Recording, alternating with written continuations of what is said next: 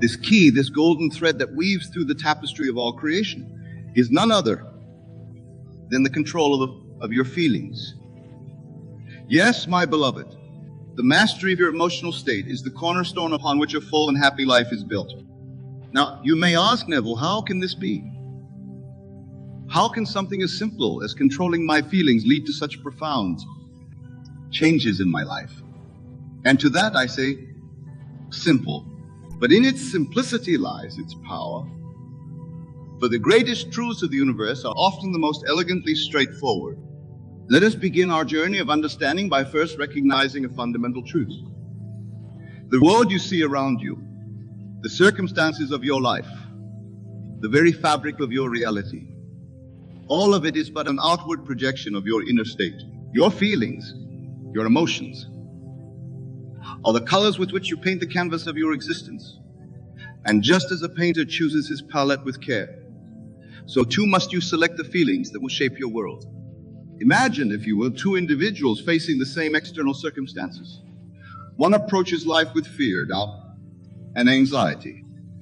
The other faces the same challenges with confidence, faith, and joy. Who do you think will navigate these waters more successfully? Who will emerge victorious, having turned obstacles into opportunities? It is without doubt the one who has mastered the art of controlling their feelings. But let me be clear, my friends. When I speak of controlling your feelings, I do not mean suppressing them or denying their existence. No, that would be akin to trying to hold back the tide with your bare hands. A futile and ultimately destructive endeavor. Instead, what I propose is a conscious cultivation of desired feelings, a deliberate choice to inhabit emotional states that align with your deepest desires and highest aspirations. Consider for a moment the feeling of success. Close your eyes, if you will, and imagine how it feels to have achieved your greatest ambition. Feel the surge of pride, the warm glow of satisfaction, the electric thrill of accomplishment coursing through your veins. This feeling, this emotional state, it is not merely a result of success, but its very precursor. By inhabiting this feeling now, in this very moment, you are setting in motion the forces that will make your success a tangible reality. You see, my dear listeners, the universe responds not to your words, not to your actions, but to your feelings. Your emotional state is a vibration, a frequency that resonates with the infinite intelligence that permeates all of creation. When you consistently maintain a feeling of success, of abundance, of love, you are tuning yourself to the very frequency of these experiences. And like attracts like, does it not? Your feeling of success attracts success. Your feeling of abundance attracts abundance. Your feeling of love attracts love. Now I can hear some of you thinking, but Neville, how can I feel successful when I'm surrounded by failure? How can I feel abundant when my bank account is empty? How can I feel love when I'm alone? And to you, I say, herein lies the great secret, the magical transformation that you must undergo. For it is not your external circumstances that must change first, but your inner world. You must learn to feel the reality of your desire now, in the present moment, regardless of what your physical senses tell you. This, my friends, is the art of living from the end. It is the practice of inhabiting the emotional state of your wish fulfilled, even before it manifests in the physical world. For remember, what you see around you is but a shadow, a reflection of past thoughts and feelings. Your present feeling is the substance from which your future reality will be molded. Let me share with you a profound truth that has the power to revolutionize your life. Imagination creates reality. Your imagination, coupled with the feeling of the wish fulfilled, is the most potent creative force in the universe. When you can vividly imagine your desire and simultaneously feel the emotions associated with its fulfillment, you are engaging in the highest form of prayer. You are declaring to the universe, this is who I am. This is what I feel. This is my reality. But remember, my dear friends, this is not a mere mental exercise. It is not enough to simply visualize your desire or to intellectually affirm its reality. You must feel it. You must become so absorbed in the feeling of your wish fulfilled that it becomes your dominant emotional state. This is the true meaning of faith. not a blind belief in something outside of yourself, but an unwavering confidence in the reality of your imagined state. As you begin to master this practice, you will notice a remarkable shift in your life. The world around you will start to rearrange itself to match your inner state.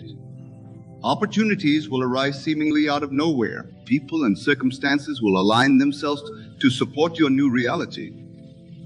And all of this, my beloved listeners, stems from your ability to control your feelings, to consciously choose and maintain the emotional state of your desire fulfilled. Now, I understand that this may seem challenging at first.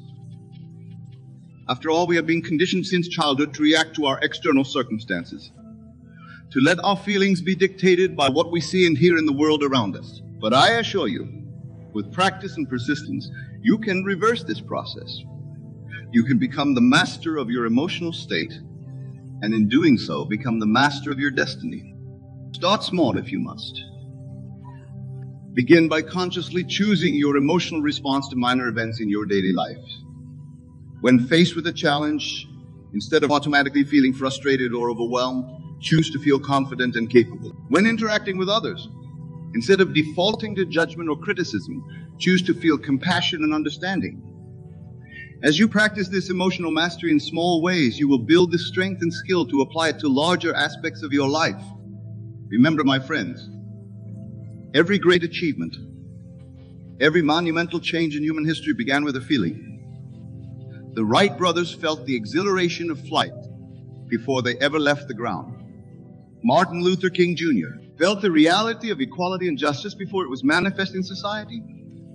Every inventor, every artist, every revolutionary first felt the reality of their vision before bringing it into physical existence. You too have this power. You too can shape your reality through the mastery of your feelings, but it requires dedication. It requires practice, and above all, it requires faith. Faith in the power of your imagination, faith in the law of assumption, faith in your own divine nature as a creative being. As we delve deeper into this transformative truth, I want you to understand that the control of your feelings is not about forcing yourself into a state of perpetual, artificial happiness. It's about aligning your emotional state with your deepest desires and highest aspirations. It's about choosing feelings that serve your growth, that propel you towards your goals, that resonate with the person you wish to become. Consider for a moment the vast spectrum of human emotions. Each feeling, from the depths of despair to the heights of ecstasy, carries its own unique vibration, its own energetic signature. When you understand this, you begin to see that your emotional state is like a radio tuner, constantly broadcasting to the universe and simultaneously receiving on the same frequency. If you consistently tune yourself to feelings of lack, of fear, of unworthiness, then these are the experiences you will attract into your life. But when you consciously choose to tune into feelings of abundance, of love, of confidence, even in the face of contrary evidence, you are setting the stage for these experiences to manifest in your physical reality. This, my dear listeners, is the essence of what I call the law of assumption. It states that if you assume the feeling of your wish fulfilled, if you persist in this assumption, it must become fact in your world. This is not mere positive thinking or wishful daydreaming. This is a fundamental law of consciousness, as real and immutable as the law of gravity. Now, you might ask, Neville, how can I assume a feeling that seems so contrary to my current reality? And to that I say, through the power of your wonderful human imagination. Your imagination is the bridge between your current state and your desired state. It is the workshop in which you can craft any feeling, any experience, any reality you wish to inhabit. Close your eyes for a moment then, and imagine yourself as the person you aspire to be. See yourself living the life you desire, but don't stop at mere visualization. Feel it. Feel the confidence in your step, the joy in your heart, the peace in your mind. Feel the texture of the clothes you're wearing, the warmth of the sun on your skin, the love in the eyes of those around you. Make this imaginal scene as vivid and as real as you possibly can. As you do this, you'll notice something remarkable.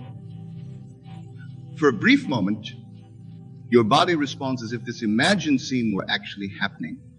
Your heart rate might change, your breathing might shift, you might even feel a smile tugging at your lips. This, my friends, is the power of controlled feeling in action. In that moment, you are literally rewiring your subconscious mind, aligning it with the reality of your desire. The key is to return to this feeling state as often as possible. Make it a daily practice, a sacred ritual.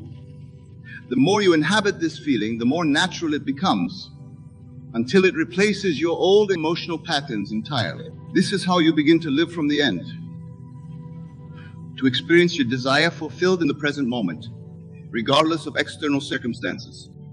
But let me warn you, my beloved listeners, this practice will challenge you. The world around you, conditioned by your past thoughts and feelings, will initially seem to contradict your new assumption. This is where your faith must be unshakable. Remember, what you see in the physical world is the effect, not the cause. Your feeling is the cause. And if you persist in your new emotional state, your world must reshape itself to match it. Think of it like this. Your current reality is like a movie projector, constantly projecting images based on the film of your past thoughts and feelings. But you have the power to change the film. By consistently assuming the feeling of your wish fulfilled, you are creating a new film. And though the old images may continue to play for a while, if you persist in your new assumption, the projector must eventually show your new film. This persistence in the face of contrary evidence is what separates those who truly transform their lives from those who merely dabble in these teachings. It requires a certain mental toughness, a willingness to stand firm in your chosen feeling state, even when the whole world seems to deny it. But I assure you, my friends, this persistence is the very thing that will ultimately bring about the change you seek. Now, let us address a crucial point. Some of you might be thinking, Neville, this sounds like self-deception. Aren't we supposed to face reality as it is? To that, I say, what is reality? Is it not simply a reflection of consciousness? The world you see is not an objective, fixed thing. It is a malleable, responsive mirror of your own inner state. When you truly understand this, you realize that assuming the feeling of your wish fulfilled is not self-deception at all. It is, in fact, the most honest and authentic way to live. For in doing so, you are aligning yourself with your truest desires, with the highest version of yourself. You are declaring to the universe, this is who I really am. This is what I'm capable of. This is the reality I choose to inhabit.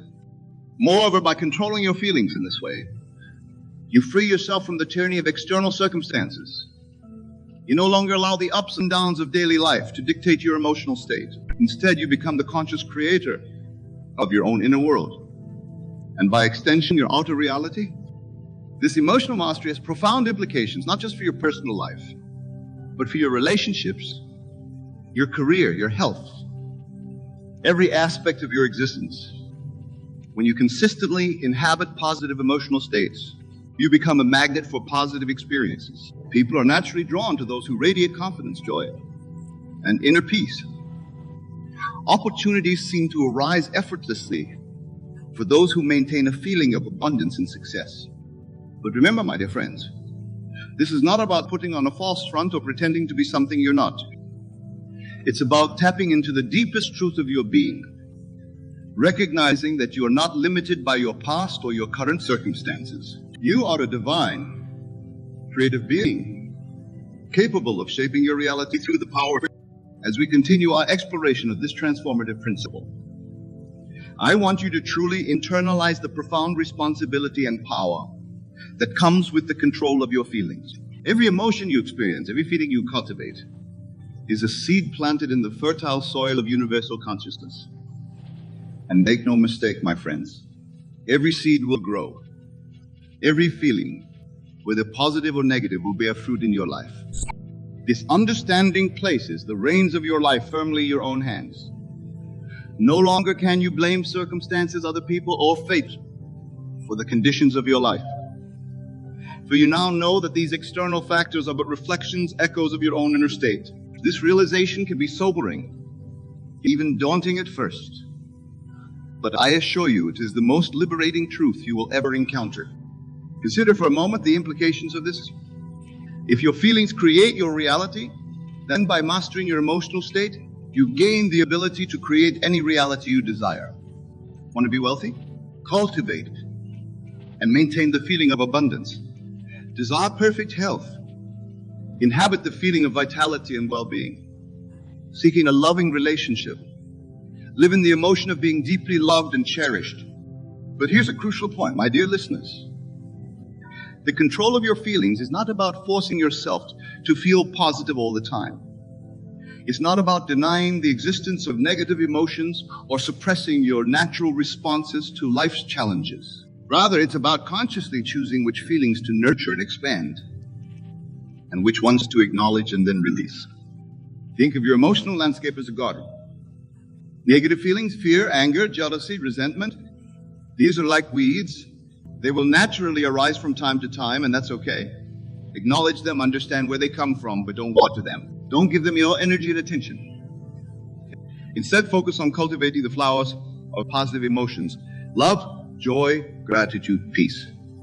These are the feelings that will create a beautiful, abundant garden of life experiences. Now, some of you might be thinking, but Neville, isn't this just positive thinking? I've tried that before, and it didn't work. And to that, I say, what I'm describing goes far beyond mere positive thinking. Positive thinking often remains at the surface level of the mind, a thin veneer over deeper, conflicting beliefs and feelings. What I'm advocating is a complete reformation of your emotional and mental state, a fundamental shift in your sense of being. When you truly master the control of your feelings, you don't just think positively, you become the embodiment of your desired state. You don't just affirm abundance, you feel abundant to your very core. So much so that the idea of lack becomes as foreign to you as the idea of wealth might have once seemed. This level of emotional mastery requires practice, dedication, and above all, awareness. You must become acutely aware of your feelings at all times. Notice the subtle shifts in your emotional state throughout the day. When you catch yourself slipping into negative feelings, gently but firmly guide yourself back to your chosen emotional state. One powerful technique for maintaining your desired feeling state is what I call living in the end. This involves mentally and emotionally inhabiting the state of your wish fulfilled, not just occasionally, but as a constant way of being. If your desire is for financial abundance, for example, you would consistently feel and act from the state of being wealthy, regardless of your current bank balance. This doesn't mean being delusional or ignoring practical realities. It means understanding that your current physical circumstances are the result of past thoughts and feelings, and that by changing your emotional state now, you are laying the groundwork for new circumstances to manifest. Living in the end requires a certain mental discipline. You must be willing to deny the evidence of your senses when it contradicts your chosen state. This can be challenging, especially at first. The world around you, conditioned by your past assumptions, will seem to argue against your new state. This is where persistence becomes crucial. Remember, my friends, the physical world is slow to change, like a large ship turning in the ocean. Your new feelings and assumptions are like the rudder of that ship. At first, you may not see any change in direction, but if you persist in your new state, maintaining your chosen feeling regardless of appearances, the ship of your life will inevitably turn to match your inner direction. This persistence in the face of contrary evidence is what separates those who truly transform their lives from those who merely dabble in these teachings. It requires faith, not blind faith in some external power, but faith in the law of consciousness, faith in your own divine nature as a creative being. As you practice this emotional mastery, you'll begin to notice subtle changes in your life. Perhaps people will start treating you differently, responding to the new vibration you're emitting. Opportunities may arise that align with your desired state. You might find yourself making decisions and taking actions that you wouldn't have before. Actions that lead you closer to the manifestation of your desire. These early changes are crucial signs that your new emotional state is taking root. They are confirmations that the law is working, that your controlled feeling is indeed shaping your reality. Acknowledge these signs. Be grateful for them. For gratitude is one of the highest vibrational states you can inhabit. But here's a key point, my dear listeners. Don't become attached to these early manifestations. Don't start questioning or analyzing how your desire will come about. This is a common pitfall that can actually hinder the full manifestation of your desire. Remember, your job is not to figure out how your desire will manifest. Your job is simply to maintain the feeling of the wish fulfilled, to live in the end, and to let the infinite intelligence of the universe take care of the how. This brings us to another crucial aspect of controlling your feelings: detachment. True emotional mastery involves being able to maintain your chosen feeling state without being dependent on external circumstances. It's about finding the source of your desired feelings within yourself, rather than seeking them from the outside. For instance, if your desire is for a loving relationship, you would cultivate and maintain the feeling of being loved, cherished, and appreciated. But, and this is crucial, you would not attach this feeling to any specific person or outcome. You simply inhabit the state of being loved, knowing that this feeling, consistently maintained, must draw its physical equivalent into your life. This detachment can be challenging, especially when we have strong desires. Our human tendency is to fixate on specific outcomes, to try to control every aspect of the manifestation process. But this attachment to outcomes often creates resistance and delay. It introduces doubt and anxiety, which are feelings contrary to our desire. Instead, cultivate a state of joyful expectancy. Feel the naturalness of your desire fulfilled. Know that what you've assumed in your imagination and feeling must come to pass, but remain open and flexible about the form it may take. This state of relaxed confidence, of faithfully expecting your good while being detached from specific outcomes, is one of the most powerful creative states you can inhabit. Now, beloved friends, as we delve deeper into this practice, I want to address a question that often arises. Neville, what about when bad things happen? How can I control my feelings in the face of tragedy or loss? This is a profound and important question, for it touches on one of the greatest challenges of human existence. Let me say this. It is natural and human to feel pain, grief, and sadness in the face of life's difficulties. These emotions are part of the rich tapestry of human experience, and there is no shame in feeling them. The control of your feelings does not mean becoming an unfeeling automaton. However, even in our darkest moments, we have a choice. We can choose to dwell in our pain, to let it define us and shape our future. Or we can choose to find within ourselves the strength, the resilience, the faith to move through our pain towards a higher state. Remember, my friends, that every experience, no matter how painful, contains within it the seed of an equal or greater benefit. Your job, as a conscious creator of your reality, is to find that seed and nurture it. This doesn't mean denying your pain or pretending it doesn't exist. It means acknowledging your feelings, honoring them, but not letting them become your permanent dwelling place.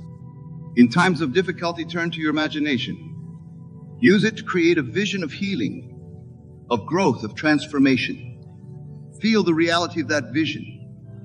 Let it be your beacon, guiding you through the storm of your present circumstances. But remember, what you're feeling now is creating your future. Even in your darkest hour, you have the power to plant the seeds of a brighter tomorrow. This ability to choose your emotional response, especially in challenging circumstances, is perhaps the greatest freedom we possess as human beings. It is the essence of what the great psychiatrist Viktor Frankl called the last of human freedom, the ability to choose one's attitude in any given set of circumstances.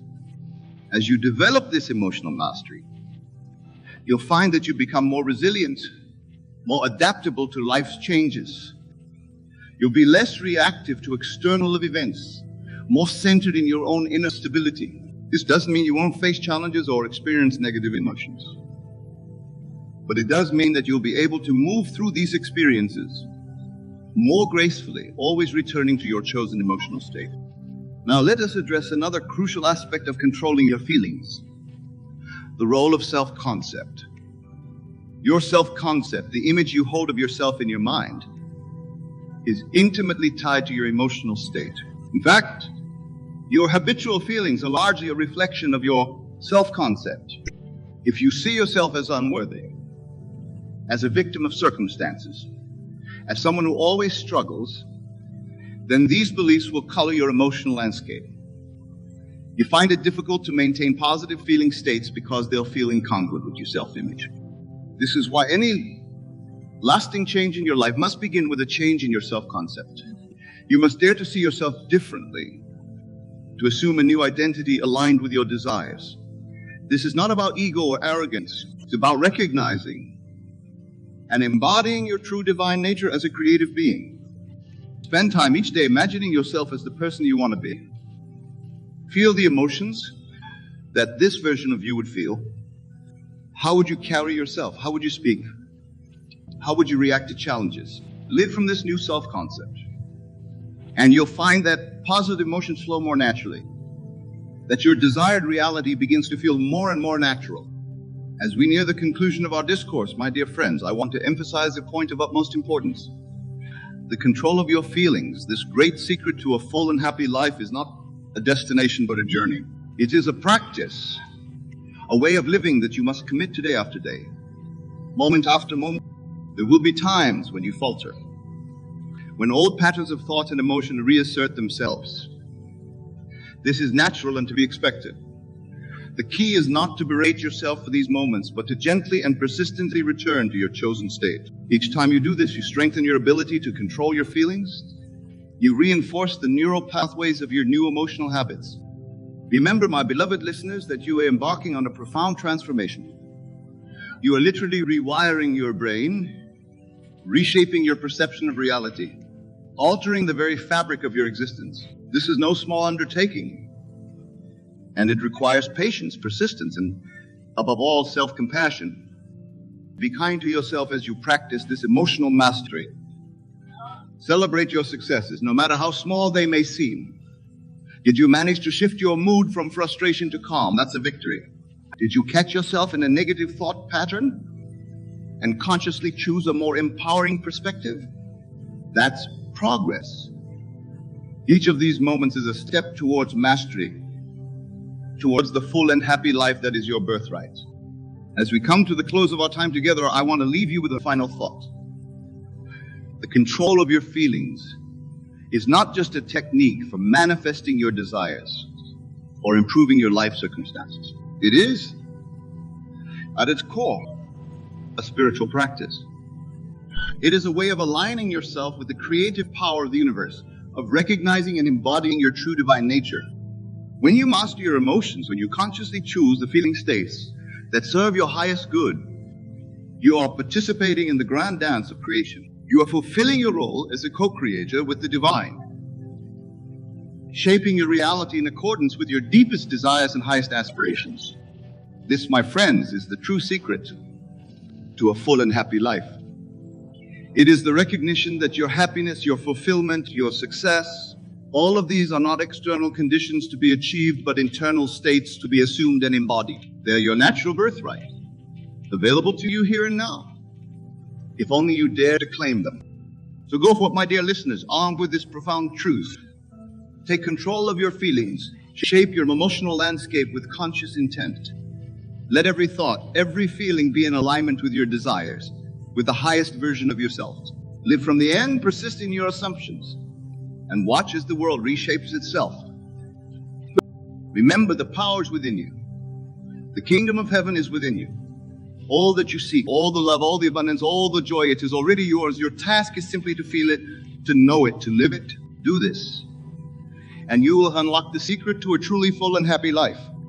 Thank you, my beloved friends, for your attention, for your openness to these transformative truths.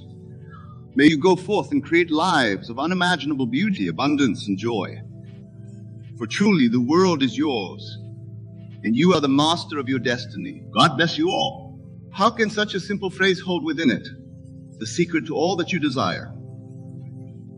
Let me assure you, my dear friends, that within these words lies the very essence of creation, the fundamental law that governs all of existence. To understand this principle, we must first recognize that the world we perceive around us is but a shadow a reflection of our inner states. Everything you see, everything you experience is a manifestation of your consciousness. Your world is you pushed out. This is the first great truth we must internalize.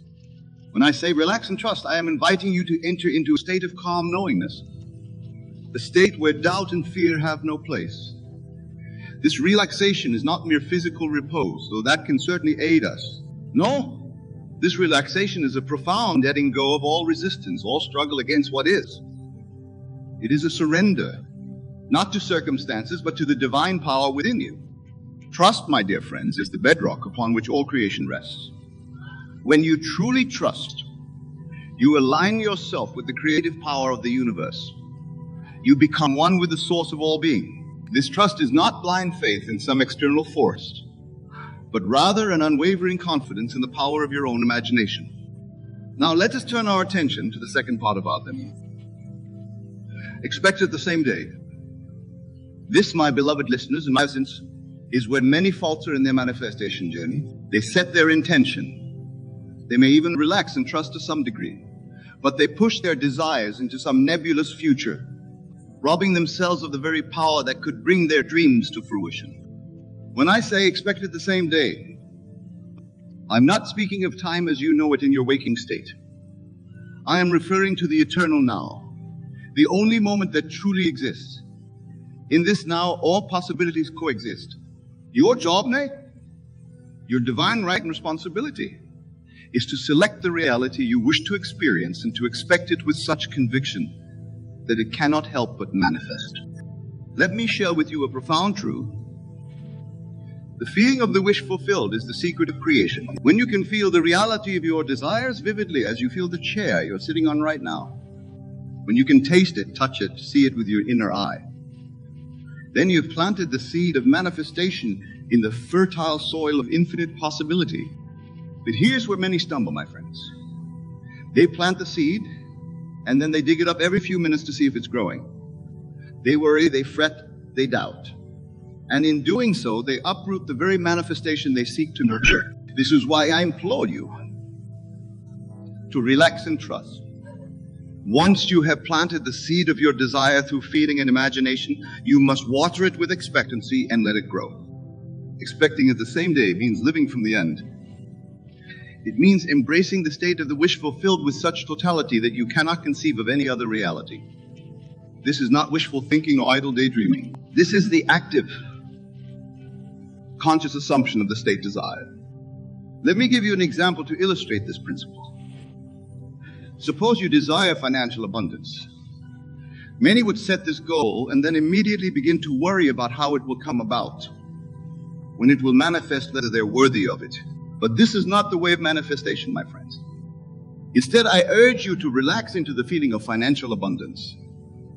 Feel the security, the freedom, the joy that comes with having all your financial needs met and exceeded.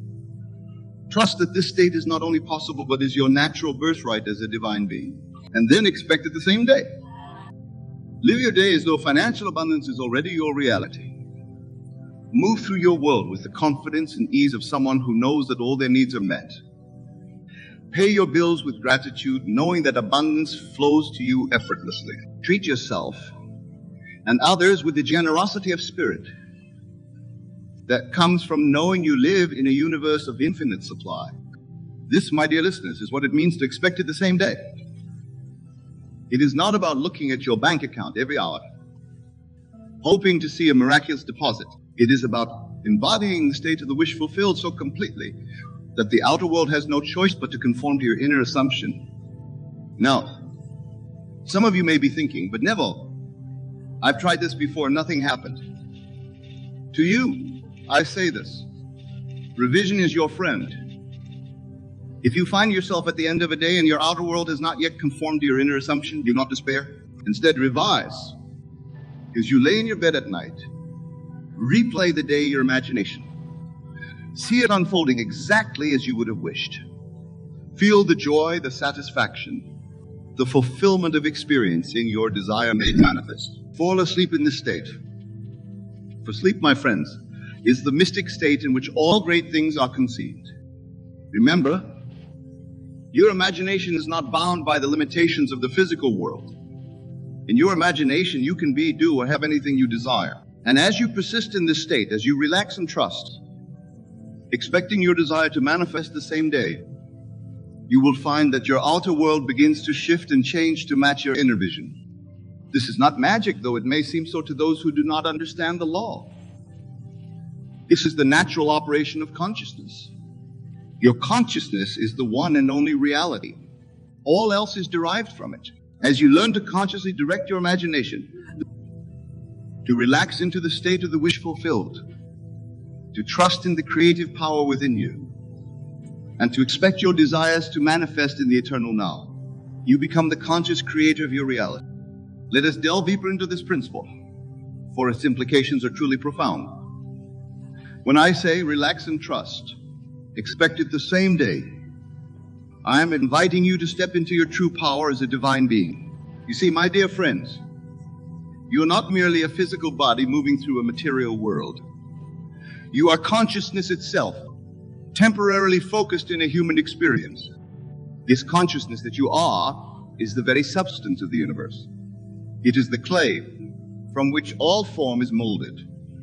And your imagination is the tool given to you to shape this substance according to your desires. When you truly grasp this truth, when you internalize it and live from it, you will understand that there is nothing outside of you that can prevent the manifestation of your desires. Now let's explore what it truly means to relax in this context. Many of you I know lead busy lives. You have responsibilities, duties, obligations. The world seems to demand your constant attention and effort. But I tell you this, true relaxation is not the absence of activity, but the absence of worry, doubt, and fear. When I urge you to relax, I'm inviting you to release your grip on the how and the when of your manifestation. So many of you sabotage your own creations by insisting on knowing exactly how they will come about. But this is not your job, my beloved listeners. Your job is to hold the end in mind, to feel the reality of the wish fulfilled, and to trust in the perfect unfolding of the divine plan. Relaxation, in this sense, is a profound surrender to your own divinity. It is an acknowledgement that the power that created the universe resides within you, and that this power knows far better than your conscious mind how to bring about the fulfillment of your desires. Trust then becomes not a passive state of waiting, but an active state of knowing. When you truly trust, you do not sit idly by hoping for something to happen. No, you move through your world with the absolute conviction that what you desire is already yours. This trust is unshakable, for it is rooted not in the shifting sands of external circumstances, but in the bedrock of your own divine nature. Now let us turn our attention once more to the concept of expecting it the same day. This, my friends, is where the true power of your creative imagination comes into play. When you expect your desire to manifest the same day, you are collapsing time itself. You are bringing the future into the present, making it real and tangible in your consciousness right now. This expectation is not a tense, anxious state of looking for signs and omens. Rather, it is a calm, assured knowing that what you desire is already yours. It is the feeling you have when you've ordered something online and you know it's on its way. You don't spend every moment wondering if it will arrive.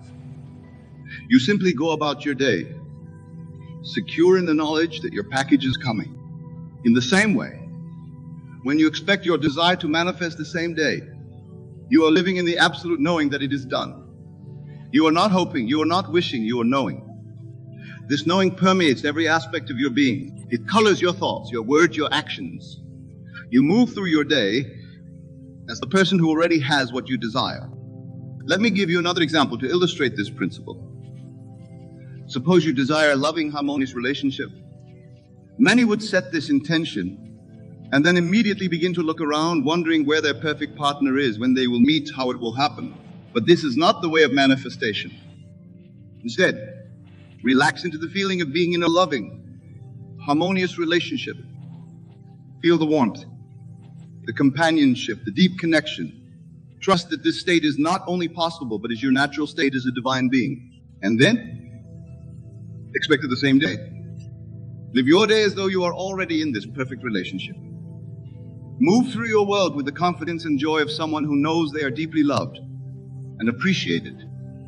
Interact with others from this place of fullness and completion. Treat yourself with the kindness and respect that you would expect from a loving partner.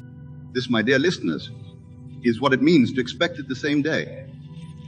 It is not about scanning every face you see hoping to spot your soulmate. It is about embodying the state of being in a loving relationship so completely that the outer world has no choice but to conform to your inner assumption. Now, some of you may be thinking, but Neville, what if I do all this and still don't see results? To you, I say this. Persistence is key. The law is infallible, but our application of it may sometimes be imperfect. If you find that your outer world has not yet conformed to your inner assumption, do not lose heart. Instead, examine your consciousness. Are you truly living from the end?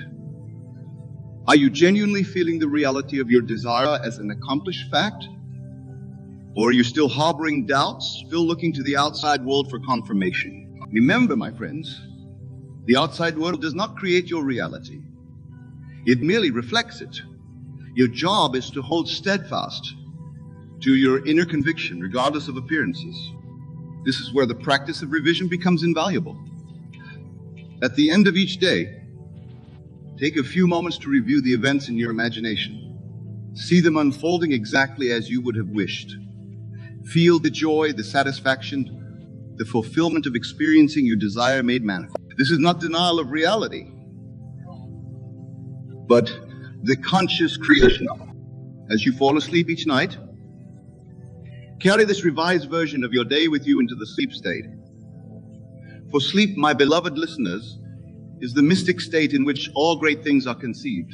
In sleep, your conscious mind relaxes its hold, allowing your subconscious, which knows no limitations, to work unimpeded. Remember, your imagination is the gateway to the infinite. In your imagination, there are no limits, no restrictions. You can be, do, or have anything you desire. And as you persist in this state, as you relax and trust, expecting your desire to manifest the same day, you will find that your outer world begins to shift and change to match your inner vision. This process may not always be instantaneous in terms of physical time, but in the realm of consciousness, where all creation takes place, it is indeed instantaneous. The moment you assume the feeling of the wish fulfilled, it is done. Your role then is to persist in this assumption, to nurture it, to give it life through your unwavering faith and expectation. Let us now explore another aspect of this principle. The power of your words. When you truly relax and trust, expecting your desire to manifest the same day, your words naturally align with this state. You no longer speak of what you want or what you hope for. Instead, you speak from the perspective of already having what you desire. Your conversations change. Your internal dialogue shifts. Instead of saying, I hope to find a better job, you say, I am so grateful for my fulfilling career. Instead of thinking, I wish I were healthier, you think, I am the embodiment of vibrant health and vitality. This shift in language is not mere positive thinking or affirmation. It is the natural expression of your assumed state. When you truly expect your desire to manifest the same day, you cannot help but speak from that place of fulfillment. Your words become a declaration of your inner conviction, a testament to the reality you have chosen to inhabit. And here, my dear friends, is where many stumble. They attempt to change their words without first changing their consciousness. They repeat affirmations without feeling the reality of what they're saying. But this is putting the cart before the horse. Your word should be the natural outflow of your assumed state, not an attempt to create it. This is why I emphasize the importance of feeling. Feel the reality of your desire. Immerse yourself in it. Let it permeate every fiber of your being. When you do this, you will find that your words naturally align with your assumed state. You won't have to force yourself to speak positively. You will simply be expressing the truth of your inner world. Now let us address a question that often arises when discussing this principle. What about action? Do I simply sit back and wait for my desire to manifest? My answer to this is a resounding no. Action is indeed a crucial part of the manifestation process, but it is inspired action, not forced or frantic activity. When you truly relax and trust, expecting your desire to manifest the same day, you enter a state of heightened awareness. You become attuned to the subtle promptings of your intuition. You notice opportunities that you might have overlooked before. You feel drawn to take certain actions, to go certain places. This inspired action flows naturally from your assumed state. It's not something you force or strain to do. Rather, it feels like the most natural thing in the world. You are simply being true to the new self you have assumed. For example, if you are manifesting a new career, you might feel inspired to update your resume, even though you haven't seen any job postings that interest you. You might find yourself striking up a conversation with a stranger who turns out to have connections in your desired field. These actions are not calculated moves, but natural expressions of your new state of being. The key is to remain open and receptive. Trust that the universe, which is really your own wonderful human imagination, knows the perfect path to the manifestation of your desire. Your job is not to figure out how it will happen, but to stay true to the assumption that it is already done. This brings us to another important aspect of our principle: detachment. When I say relax and trust, expect it the same day, I am also inviting you to detach from the outcome. This may seem paradoxical. How can you expect something and be detached from it at the same time? The answer lies in understanding the true nature of detachment. It is not indifference or lack of desire. Rather, it is the absence of anxiety or desperation. When you truly trust that your desire is manifesting, when you expect it with calm assurance, you no longer feel the need to manipulate or control external circumstances. This detachment allows you to remain centered and peaceful, regardless of what appears to be happening in the outer world. You know that appearances are just that, appearances. They are the shadow, not the substance. The substance is your consciousness, your inner conviction. Detachment also frees you from the need for instant gratification. While you expect your desire to manifest the same day in your consciousness, you understand that the outer world may take some time to catch up. This understanding keeps you from becoming discouraged or doubting the law if you don't see immediate physical results. Remember, my dear friends, time is a construct of the human mind. In the realm of pure consciousness, where all creation takes place, there's only the eternal now. When you plant a seed in the ground, you don't dig it up every day to see if it's growing. You water it. You provide the right conditions, and you trust in the natural process of growth. In the same way, when you plant the seed of your desire in the fertile soil of your consciousness, you must trust in the unseen forces that are working to bring it to fruition. Your job is to maintain the right conditions, the feeling of the wish fulfilled, and to trust in the perfect unfolding of the divine plan. Now let us address another crucial aspect of this principle: the role of gratitude.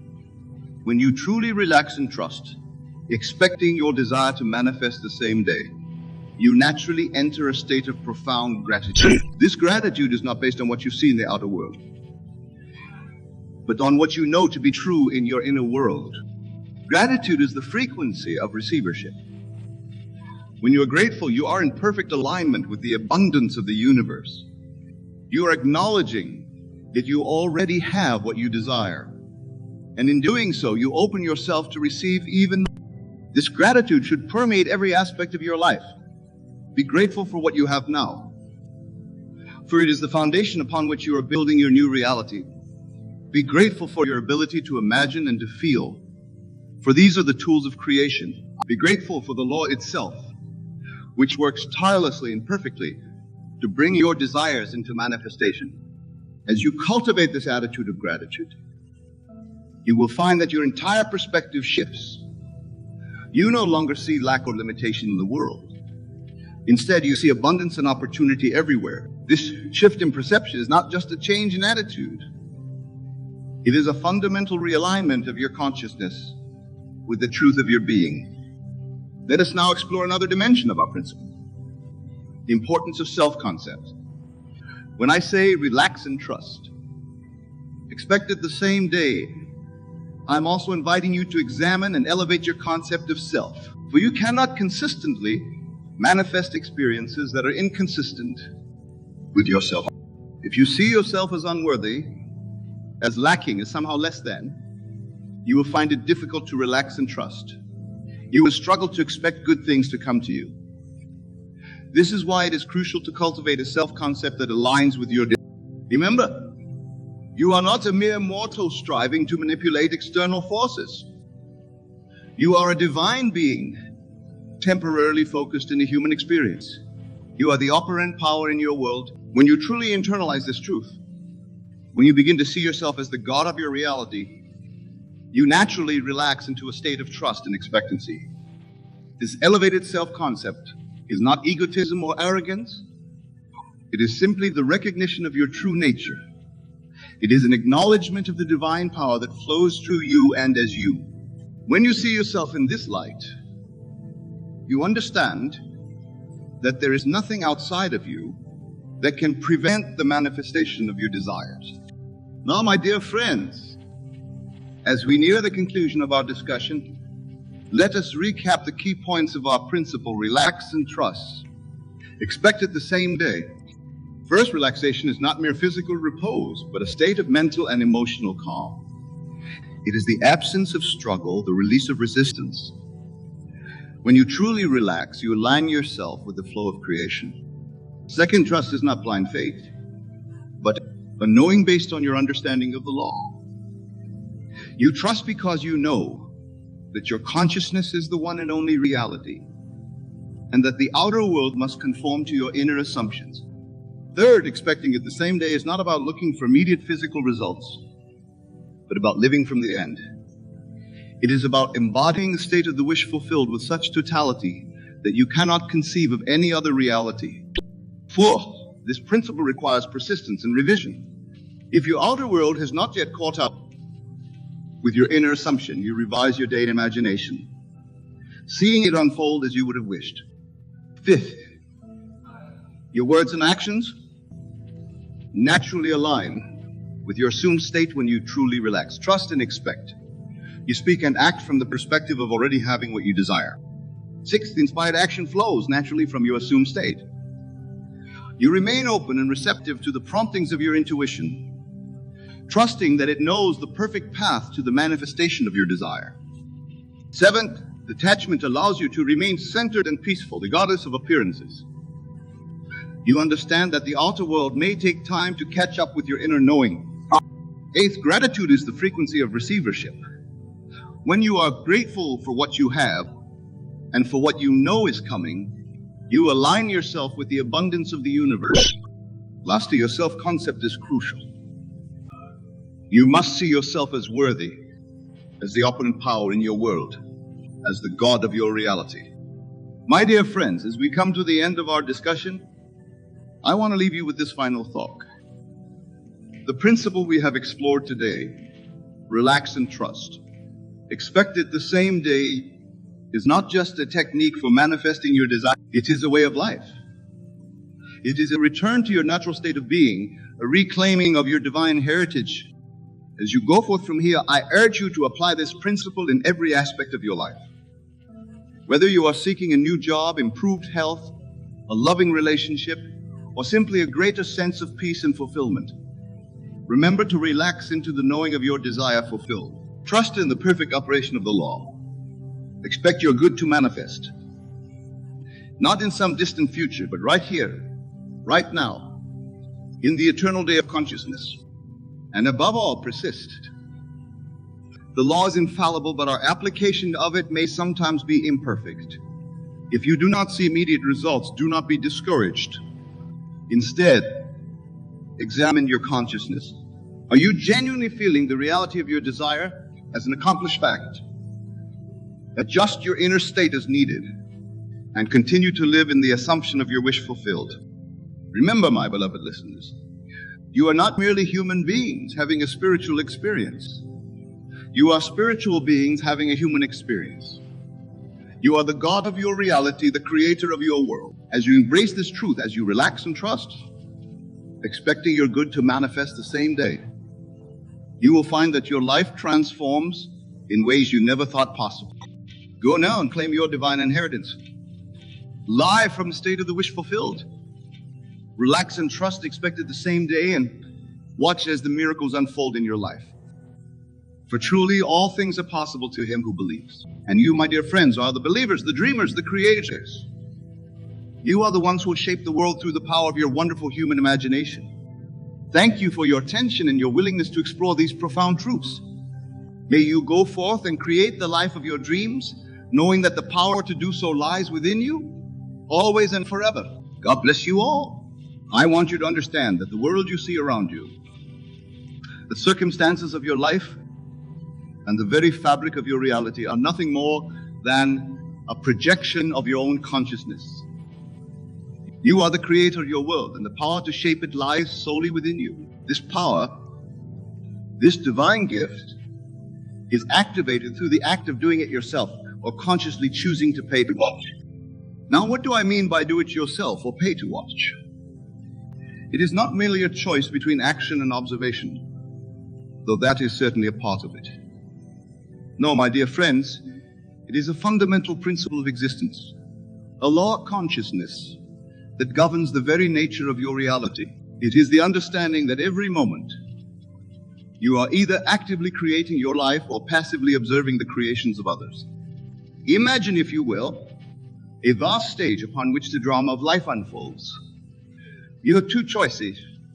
You can step onto that stage as the lead actor in your own production, or you can sit in the audience and watch as others play out their stories. Both choices have their place. Both have their purpose. But it is crucial that you understand the implications of each. When you choose to do it yourself, you are claiming your power as a creator.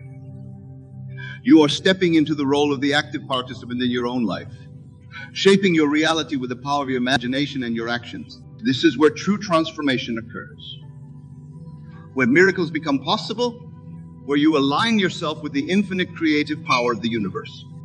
On the other hand, when you pay to watch, you are choosing to be an observer, to learn from the experiences of others, to gain insight and understanding through witnessing. This too has its place, for there is much wisdom to be gained from observing the world around us. But remember, my friends, that even in watching, you are creating.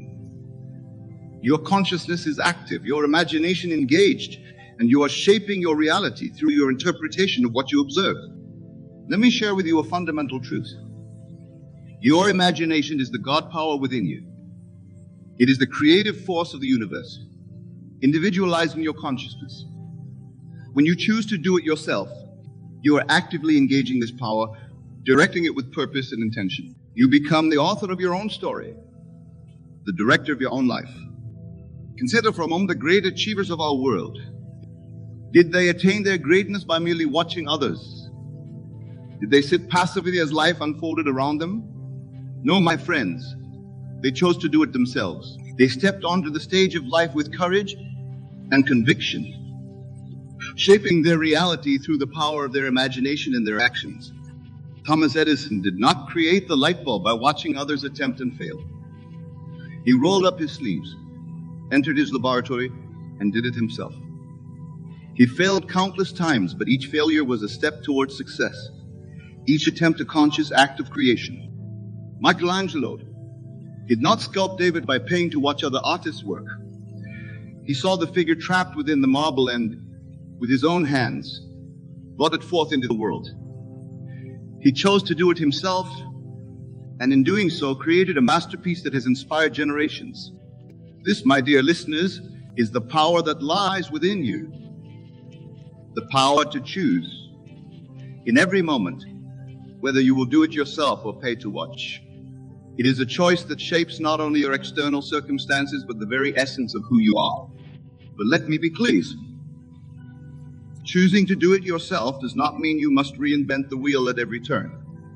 It does not mean isolating yourself from the wisdom and experiences of others. Rather, it means taking an active role in your own life, consciously choosing what you will create and what you will observe. Think of it this way. When you watch a master chef prepare a meal, you have two choices. You can simply enjoy the meal they create, paying for the experience of their expertise. Or you can observe carefully, learn from their techniques, and then go to your own kitchen to create your own culinary masterpiece. Both choices have value, but it's in the act of doing it yourself that you truly grow, that you truly create. The world around you will always offer opportunities to pay to watch. There will always be experts, gurus, teachers offering to show you the way. And there is great value in learning from those who have gone before us. But remember, my friends, that true transformation, true creation, occurs when you take what you have learned and apply it yourself. Let me share with you a technique, a way to begin cultivating this power within yourself. Each day, set aside time to actively create something in your life. It can be something small, perhaps writing a poem, preparing a meal, or solving a problem at work. The key is to approach it with the consciousness of a creator, with the understanding that you are actively shaping your reality. As you engage in this practice, you may find that doubts arise, that the voice of fear attempts to hold you back. This is natural, but remember, in the realm of creation, there are no limits. You're not bound by what has been or what seems possible. You are limited only by your ability to imagine and to act upon that imagination. Choosing to do it yourself means persisting in this practice day after day, regardless of the results you see in the physical world. It means holding fast to your vision, even when it seems easier to sit back and watch others. It means cultivating an inner knowing, certainty that you are the creator of your life. Consider the story of the Wright brothers. They could have chosen to merely watch as others attempted to conquer the sky. Instead, they chose to do it themselves. They imagined flight. They believed in its possibility. And they worked tirelessly to bring their vision into reality. And in doing so, they changed the world. This, my friends, is the power that lies within you. The power to choose in every moment whether you will actively create or passively observe. It is not an easy path, for the world will constantly tempt you to take the easy route, to pay to watch rather than do it yourself. But I tell you this, rewards of choosing to be an active creator in your own life are beyond measure. As you embrace the principle of do it yourself or pay to watch, you will begin to notice changes in your outer world. At first, they may be subtle, a new skill acquired, a small goal achieved.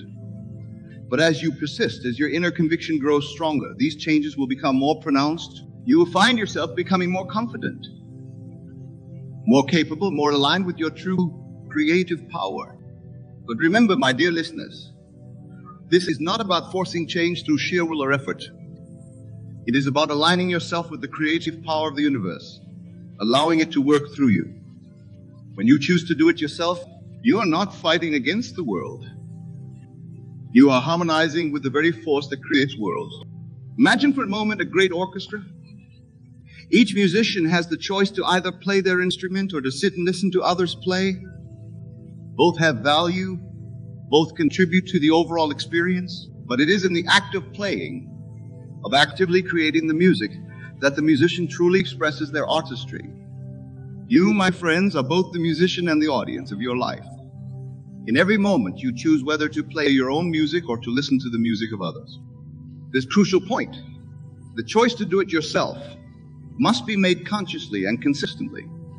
It's not enough to occasionally take action or to create only when inspiration strikes. You must cultivate a mindset of active creation, a habit of choosing to do rather than merely watch. Why is this so important? Because the world around you is filled with distractions, with temptations to sit back and let others do the creating. Even well-meaning friends and family may encourage you to take the easy route, to pay to watch rather than do it yourself. But when you consistently choose to be an active creator, you cultivate a direct connection with the infinite creative power that is your true self. Think of it. When a caterpillar builds its cocoon, it doesn't watch instructional videos on how to become a butterfly. It doesn't pay to watch others transform. It retreats into solitude and does the work itself. Your life is your cocoon. And within it, you have the power to transform yourself into anything you can imagine. Now, some of you may be thinking, but Neville, Isn't there value in learning from others? In paying for experiences and knowledge? To this I say, absolutely. The principle of do-it-yourself or pay-to-watch is not about rejecting all forms of learning or experience. It's about being conscious of your choices and understanding their implications. When you choose to pay to watch, do so with the intention of gathering knowledge, of gaining insights that you can then apply in your own life. Watch the expert chef with the intention of learning techniques you can use in your own kitchen. Attend a seminar with the goal of gaining knowledge you can apply to your own business. The key is to always maintain the consciousness of a creator, to approach every experience with the understanding that you are gathering tools for your own creative endeavors. Moreover, as you become more adept at doing it yourself, you naturally inspire others. Your actions, your creations become a beacon of possibility for those around you.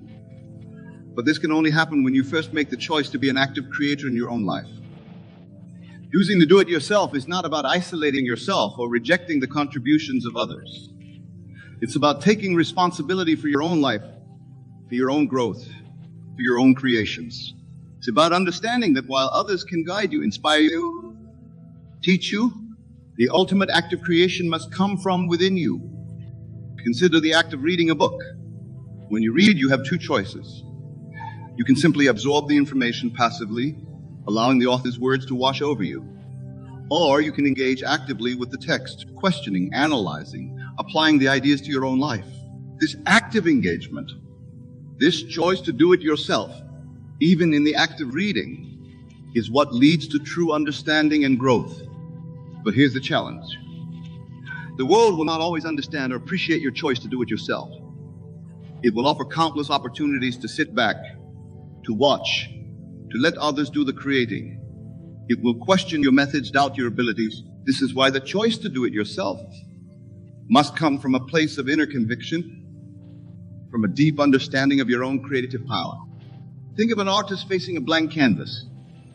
The world may offer countless images to copy, countless techniques to mimic. But the true artist chooses to create something unique, something that comes from within. They choose to do it themselves, to bring forth into the world a vision that is uniquely their own. Now let me address a common misconception. Choosing to do it yourself does not mean you must do everything alone. It does not mean rejecting help or collaboration. Rather, it means taking an active role in your life, in your growth, in your creations. It means approaching every experience, every interaction, every challenge with the mindset of a creator. Imagine a film director. They do not physically perform every role in the movie. They do not operate every piece of equipment or design every costume. But they are the guiding vision, the creative force that brings all these elements together. This is how you must approach your life, as the director of your own story, actively choosing and guiding your experiences. But remember, the choice to do it yourself must be made consistently. It's not enough to occasionally take action or to create only when circumstances are favorable. You must cultivate a habit of active creation, a mindset that approaches every situation with the questions: how can I actively participate in this? How can I create value here? This consistency is what separates those who truly transform their lives from those who merely dream of change. It's what distinguishes the master from the amateur. The master understands that greatness is not achieved through occasional bursts of inspiration, but through the consistent choice to be an active creator in one's own life. As you commit to this practice, as you dedicate yourself to the principle of do it yourself or pay to watch, you will begin to notice a shift in your perception of the world. What once seemed like insurmountable obstacles will reveal themselves as opportunities for creation. What once appeared as limitations will transform into invitations for innovation. This shift in perception is the true miracle of choosing to do it yourself.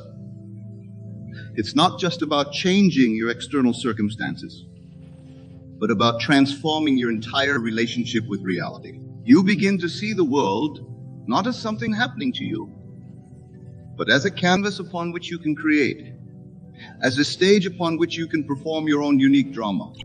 But let me warn you, this path is not always easy. It requires courage, persistence, and above all, faith. Faith not in some external power, but in your own ability to create, in your own divine nature as a creative being. There will be times when it seems easier to sit back and watch, when the temptation to let others do the creating will be strong. In these moments, you must dig deep. You must return to your inner knowing and reaffirm your choice to be an active creator with even greater intensity. Or it's often in the moments of greatest challenge that our most profound creations are born. Remember the story of Helen Keller, born blind and deaf. She could have resigned herself to a life of passive existence, merely receiving care from others. Instead, with the guidance of her teacher, Anne Sullivan, she chose to do it herself. She learned to communicate, to read, to write. She became an author, an activist, a lecturer. She chose to be an active creator in a world that might have relegated her to the role of passive observer. You, my dear listeners, have the same power within you. The power to choose, in every moment, whether you will actively create or passively observe the circumstances of your life, the events that unfold around you. As we near the conclusion of our discourse, I want to impress upon you the immense power that lies within your choices.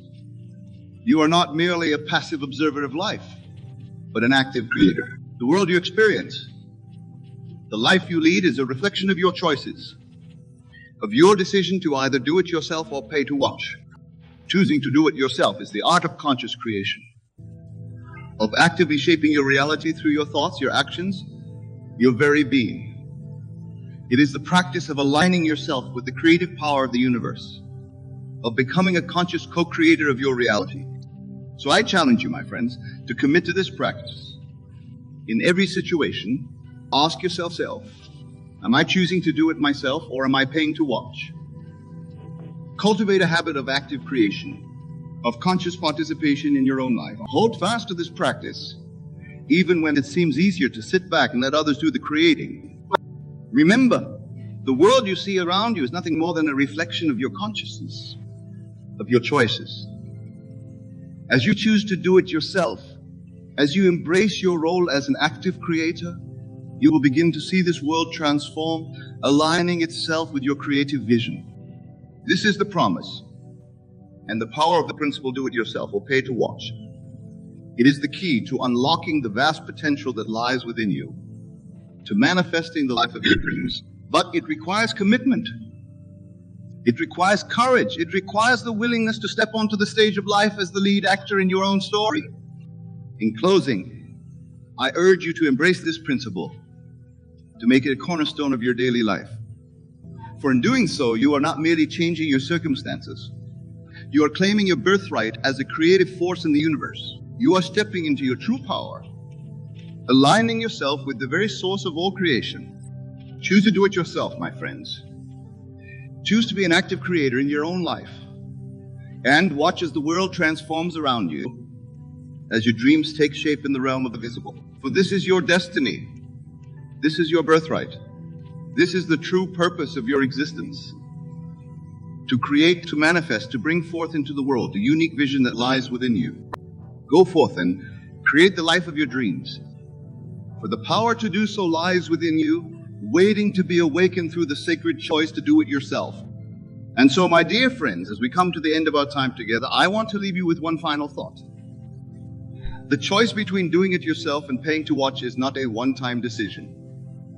It is a choice you must make anew each day, each hour, each moment.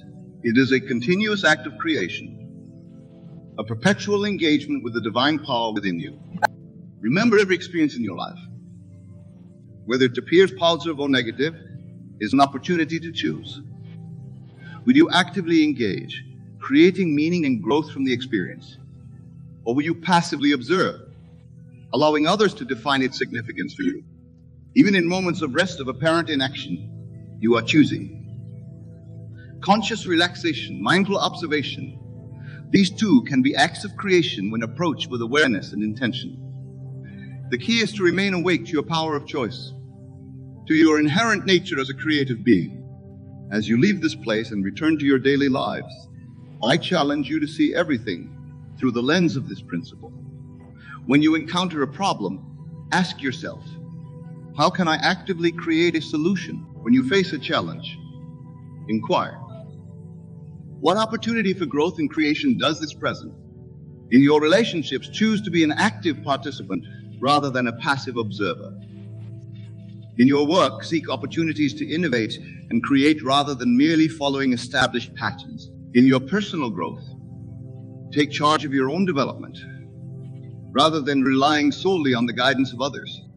Remember, my friends, that in choosing to do it yourself, you are not rejecting the wisdom or contributions of others. You are simply claiming your rightful place as a co-creator in this vast universe.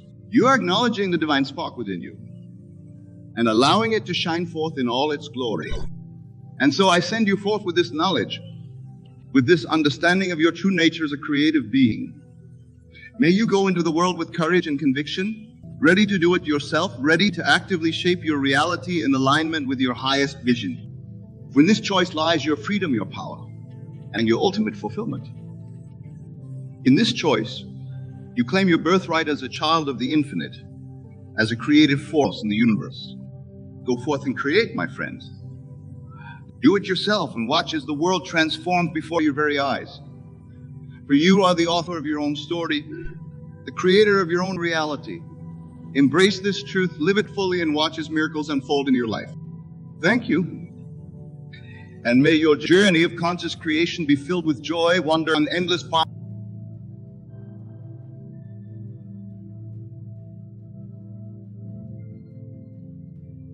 As we embark on this journey together, I want you to understand that the world you see around you, the circumstances of your life, and the very fabric of your reality are nothing more than a reflection of your own consciousness. You are the creator of your world, and the power to shape it lies solely within you.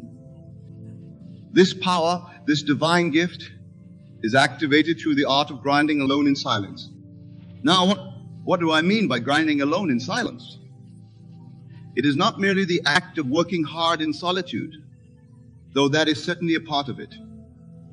No, my dear friends, it is a state of being, a way of living that aligns you with the infinite power of your imagination. It is the process of cultivating your inner world with such intensity and focus that the outer world has no choice but to conform to your vision. Imagine, if you will, a seed planted deep within the earth. It does not struggle, it does not strain, it does not announce its presence to the world above. Instead, it quietly and persistently grows, drawing nourishment from the soil around it, until one day it breaks through the surface as a mighty tree. This, my friends, is the essence of grinding alone in silence. You see, the world we perceive with our physical senses is but a shadow, a reflection of the true reality that exists within our consciousness. When you grind alone in silence, you are tending to the garden of your mind, planting the seeds of your desires, and nurturing them with the fertile soil of your imagination. This is where true power lies, in the realm of the unseen, in the quiet moments when you're alone with your thoughts. Let me share with you a fundamental truth. Your imagination is God in action within you. It is the creative power of the universe, individualized in your consciousness. When you learn to harness this power, to direct it with purpose and conviction, you become the master of your fate, the captain of your soul. But this mastery is not achieved through outward action alone. It is cultivated in the silence of your own mind. Consider for a moment the great inventors, artists, and visionaries of our world. Did they achieve their greatness by constantly seeking validation from others? Did they allow the noise of the world to drown out the whispers of their own inspiration? No, my friends. They retreated into the silence of their own minds. They ground alone, shaping their visions with unwavering focus and belief. Thomas Edison did not create the light bulb by committee. He retreated to his laboratory, grinding alone in silence, failing countless times but never losing sight of his vision. Michelangelo did not sculpt David by seeking the approval of others at every chisel stroke. He saw the figure trapped within the marble, and in solitude brought it forth into the world. This, my dear listeners, is the power that lies within you. The power to retreat into the silence of your own mind, to grind alone, shaping your reality with the chisel of your imagination. It is in these moments of solitude that you connect with the infinite intelligence that permeates all of existence. It is here that you tap into the wellspring of creativity and power that is your birthright. But let me be clear. Grinding alone in silence is not about isolation or detachment from the world. It is about cultivating a state of mind, a way of being that allows you to move through the world with purpose and power. It is about developing an unshakable faith in your own vision, a faith so strong that the opinions and doubts of others become as insignificant as leaves blown in the wind. Think of it this way. When you plant a seed in the ground, do you dig it up every day to check its progress? Of course not.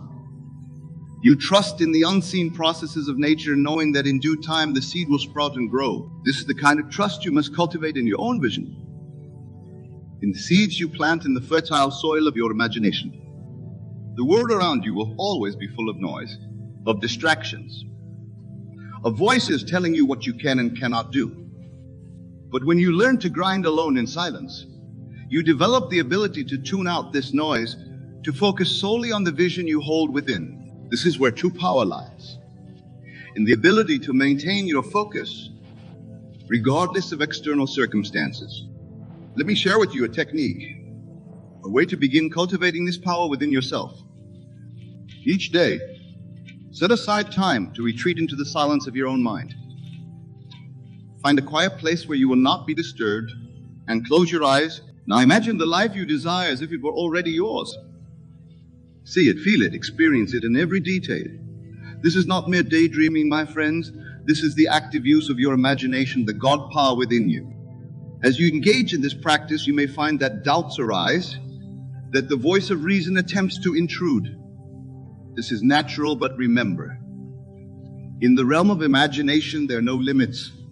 You are not bound by what has been or what seems possible. You are limited only by your ability to imagine and believe. Grinding alone in silence means persisting in this practice, day after day, regardless of what your physical senses tell you. It means holding fast to your vision even when the world seems to contradict it at every turn. It means cultivating an inner knowing, a certainty that transcends logic and reason. Consider the story of Joseph in the Bible. Sold into slavery by his brothers, imprisoned unjustly, he could have succumbed to despair.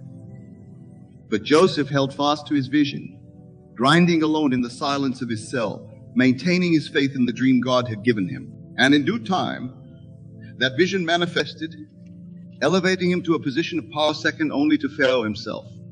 This, my friends, is the power that lies within you. The power to hold fast to your vision, to grind alone in silence, shaping your reality from within. It is not an easy path, for the world will constantly tempt you to abandon your vision, to conform to its limitations. But I tell you this, the rewards of persisting on this path are beyond measure. As you grind alone in silence, you will begin to notice changes in your outer world. At first they may be subtle, they chance encounter an unexpected opportunity. But as you persist, as your inner conviction grows stronger, these changes will become more pronounced. The world around you will begin to rearrange itself to match the vision you hold within. But remember, my dear listeners, this is not about forcing change through sheer will or effort. It is about aligning yourself with the creative power of the universe, allowing it to work through you. When you grind alone in silence, you are not fighting against the world. You are harmonizing with the very force that creates worlds. Imagine for a moment a great symphony orchestra. Each musician plays their part, contributing to the overall harmony. But who is the true creator of the music? It is the composer who, in the silence of their mind, heard the entire symphony before a single note was played. You, my friends, are both the composer and the orchestra of your life. In the silence of your mind, you compose the symphony of your existence, and through your actions, you bring it into being. But here's a crucial point. The grinding, the persistent focus on your vision must be done alone. This doesn't mean you cannot have supportive people in your life or that you must isolate yourself from the world. Rather, it means that the work of shaping your reality must be done within the privacy of your own consciousness. Why is this so important? because the world around you is filled with limiting beliefs, with voices that will tell you what is and isn't possible. Even well-meaning friends and family may inadvertently plant seeds of doubt. But when you grind alone in silence, you create a sacred space within your mind where these limiting beliefs cannot enter. You cultivate a direct connection with the infinite intelligence that is your true self. Think of it like this. When a caterpillar enters its cocoon, it doesn't invite others to watch its transformation. It retreats into solitude, into silence, and emerges as a butterfly. Your mind is your cocoon, and within it you have the power to transform yourself into anything you can imagine. Now, some of you may be thinking, but Neville, isn't this selfish? Shouldn't we be focusing on helping others rather than retreating into our own minds? To this I say, the greatest gift you can give the world is the full expression of your true self. By grinding alone in silence, by cultivating your vision and bringing it into reality, you become an inspiration to others. You show them what is possible when one aligns with the creative power of the universe. More of it as you transform your own life. You naturally uplift those around you. Your success, your joy, your fulfillment becomes a beacon of hope for others. But this can only happen when you first do the inner work, when you grind alone in silence to cultivate your vision. Let me be clear. Grinding alone in silence is not about escaping reality or living in a fantasy world. It is about understanding the true nature of reality, that it is shaped by consciousness, by imagination. When you grind alone in silence, you are actively engaging with reality at its most fundamental level. You are working with the raw material of existence itself. Consider the act of prayer. True prayer is not a beseeching of some external deity. It is a communion with your own divine nature, a focused imagining of the state you wish to embody. When you grind alone in silence, you are in a constant state of prayer, constantly communing with the God within you, constantly shaping your reality. The world will not understand this process. It will demand to see results, to see action. It will question your methods, doubt your vision. This is why the grinding must be done alone, in silence. You must develop the strength to hold fast to your vision, regardless of external. Think of a bodybuilder. The real work, the grinding, is done in the privacy of the gym. The world only sees the results, the sculpted physique. In the same way, when you grind alone in silence, the world may not see the inner work you're doing, but in time, it will see the results. A life transformed, a vision made manifest. Now let me address a common misconception. Grinding alone in silence does not mean inaction. It does not mean sitting idly and expecting the world to change around you. Rather, it means aligning your actions with your vision. Moving through the world with purpose and conviction, always guided by the inner knowing you've cultivated in silence. Imagine a master archer. Before releasing the arrow, they enter a state of intense focus, of inner silence. In this state, they become one with the target, and the arrow flies true. This is how you must move through the world. Your actions guided by the vision you've cultivated in silence. But remember, the grinding, the cultivation of your vision must be done consistently. It's not enough to retreat into silence occasionally, to dabble in the art of imagination. You must make it a daily practice, a way of life. Just as you wouldn't expect to transform your physical body by exercising once a month. You cannot expect to transform your reality without consistent inner work. This consistency is what separates those who achieve their dreams from those who merely dream. It's what distinguishes the master from the amateur. The master understands that greatness is not achieved in a single moment of inspiration, but through the accumulation of countless moments of focused intention. As you commit to this practice, as you dedicate yourself to grinding alone in silence, you will begin to notice a shift in your perception of the world. What once seemed like obstacles will reveal themselves as opportunities. What once appeared as limitations will transform into stepping stones to your success. This shift in perception is the true miracle of grinding alone in silence. It's not just about changing your external circumstances, but about transforming your entire relationship with reality. You begin to see the world not as something happening to you, but as something responding to you, to your consciousness, to your imagination. But let me warn, this path is not for the faint of heart. It requires courage, persistence, and above all, faith not in some external power, but in the power within you, in your ability to shape your reality through the focused use of your imagination. There will be times when your physical senses scream that your vision is impossible, when the world seems to conspire against you. In these moments, you must dig deep, you must return to the silence within, and reaffirm your vision with even greater intensity. For it is often in the darkest moments, just before the dawn, that our faith is tested most severely. Remember the biblical story of Noah. For years he labored on the ark, guided by a vision that contradicted everything his physical senses told him. He ground alone in silence, holding fast to his inner knowing, even as the world mocked and doubted it. And in the end, his faith was vindicated. You, my dear listeners, are each building your own ark, guided by the vision you hold within. The grinding you do in silence is the labor that brings this ark into being. And though the world may not understand, though it may doubt and question, you must persist. For in due time, your ark will be your salvation, carrying you to the realization of your dreams. As we near the conclusion of our discourse, I want to impress upon you the immense power that lies within you. You're not merely a passive observer of life, but an active creator. The circumstances of your life, the events that unfold around you, are all reflections of your consciousness, of the vision you hold within. Grinding alone in silence is the art of shaping this consciousness, of directing it with purpose and intention. It is the practice of aligning yourself with the creative power of the universe, of becoming a conscious co-creator of your reality. So I challenge you, my friends, to commit to this practice. Set aside time each day to retreat into the silence of your own mind. Cultivate your vision with the same care and attention a gardener gives to their most prized plants. Hold fast to this vision, even when the world seems to contradict it at every turn.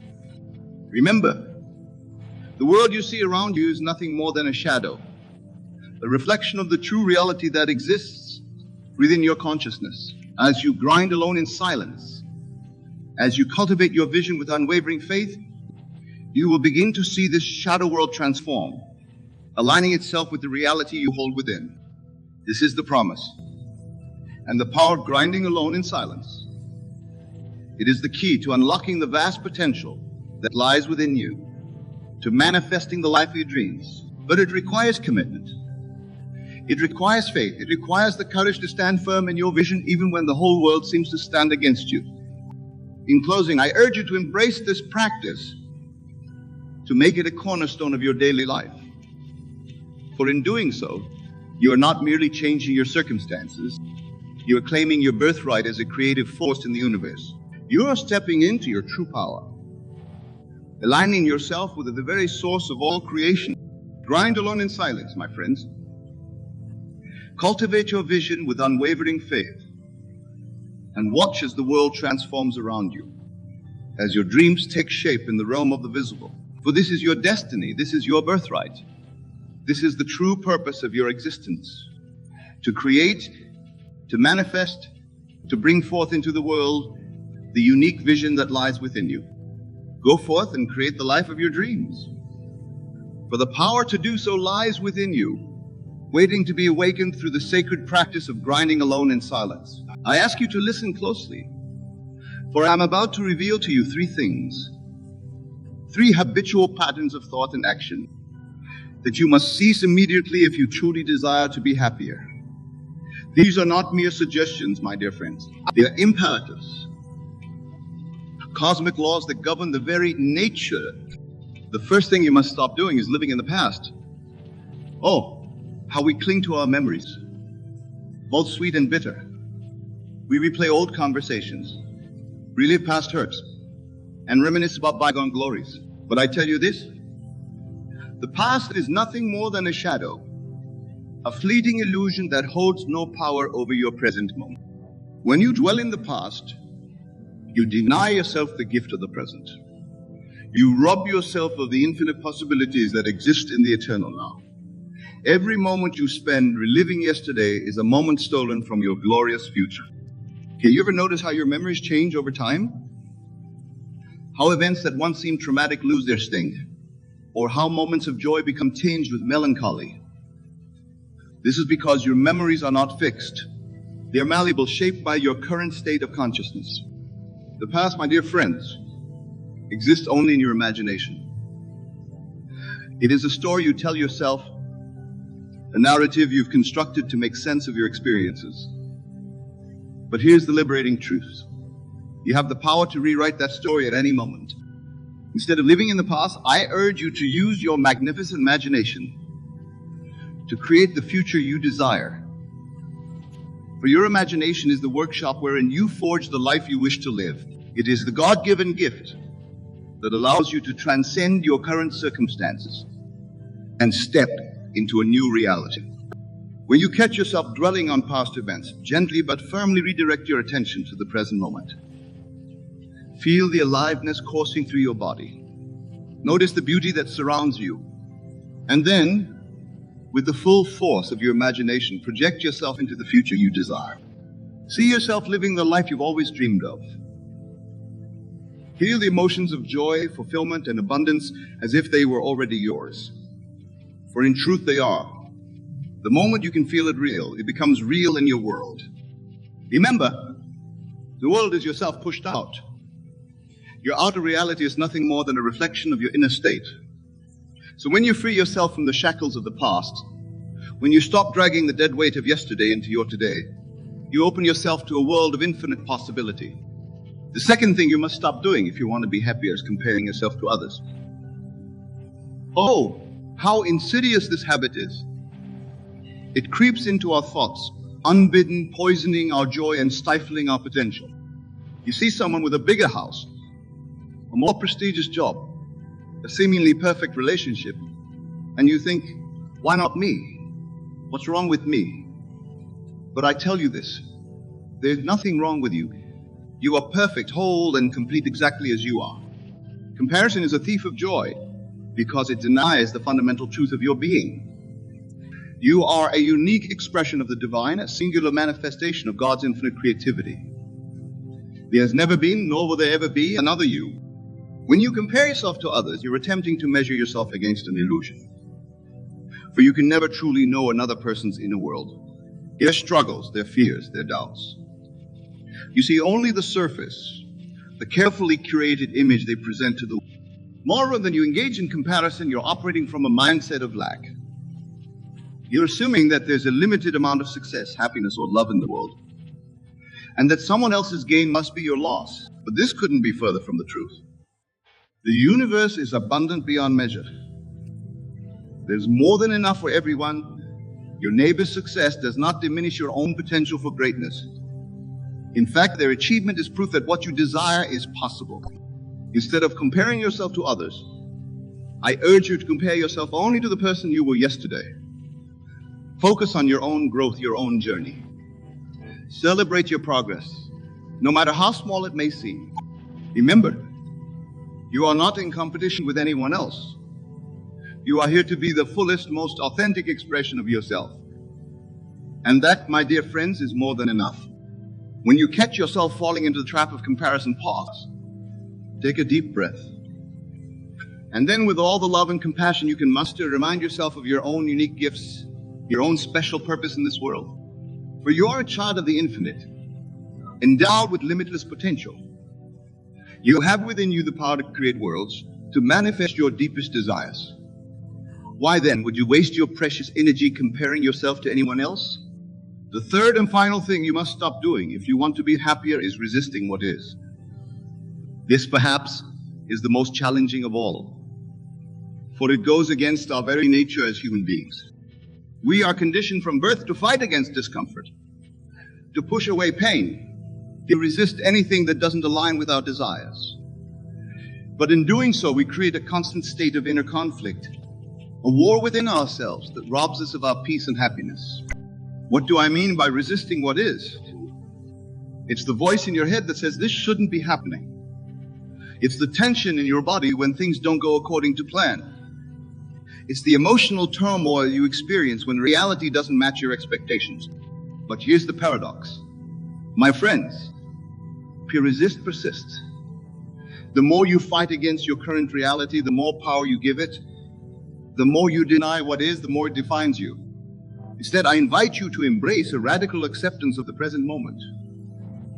This doesn't mean you approve of everything that happens, or that you become passive in the face of injustice. Rather, it means you acknowledge the reality of what is, without adding the extra layer of suffering that comes from resistance. When you accept what is, you free up an enormous amount of energy that you can then channel into creating the reality you desire. For remember, your power lies not in controlling external circumstances, but in choosing your response to them. Every experience, every circumstance in your life is an opportunity for growth and expansion. Even the most challenging situations carry within them the seeds of transformation. When you resist what is, you miss these opportunities. You remain stuck in a state of frustration and discontent. But when you accept what is, you open yourself to the wisdom and guidance of the universe. You align yourself with the flow of life rather than struggling against it.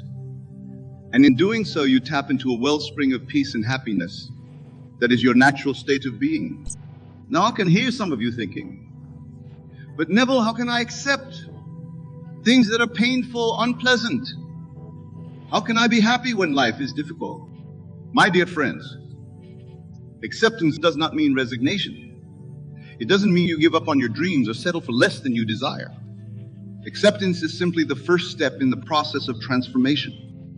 When you accept what is, you're acknowledging the current state of affairs without judgment. You're saying, this is how things are right now, and that's okay. From this place of acceptance, you can then choose how you want to respond. Remember, you're not a victim of your circumstances. You are the creator of your reality. But to create effectively, you must first accept the raw materials you have to work with. A sculptor doesn't complain about the block of marble. He sees within it the potential for a masterpiece. So too must you learn to see the potential for beauty and growth in every situation. No matter how challenging it may seem on the surface, for everything in your life is serving your highest good, even if you can't see how in the moment. When you stop resisting what is, you enter into a state of flow. You become like a river, moving effortlessly around obstacles rather than crashing against them. You conserve your energy for what truly matters, the joyful creation of your desired reality. Now, my dear friends, I want you to take a moment to reflect on these three things. Living in the past, comparing yourself to others, and resisting what is. Can you see how they've been robbing you of your happiness? Can you feel the weight they've been placing on your spirit? Imagine for a moment what your life would be like if you could let go of these habits. Picture yourself fully present in each moment, appreciating your unique journey and accepting life as it unfolds. Can you feel the lightness, the joy, the sense of freedom that comes with this way of being? This is not just a pleasant fantasy, my friends. This is your birthright. This is the natural state of being that awaits you when you align yourself with the truth of who you are. You see, happiness is not something to be pursued or achieved.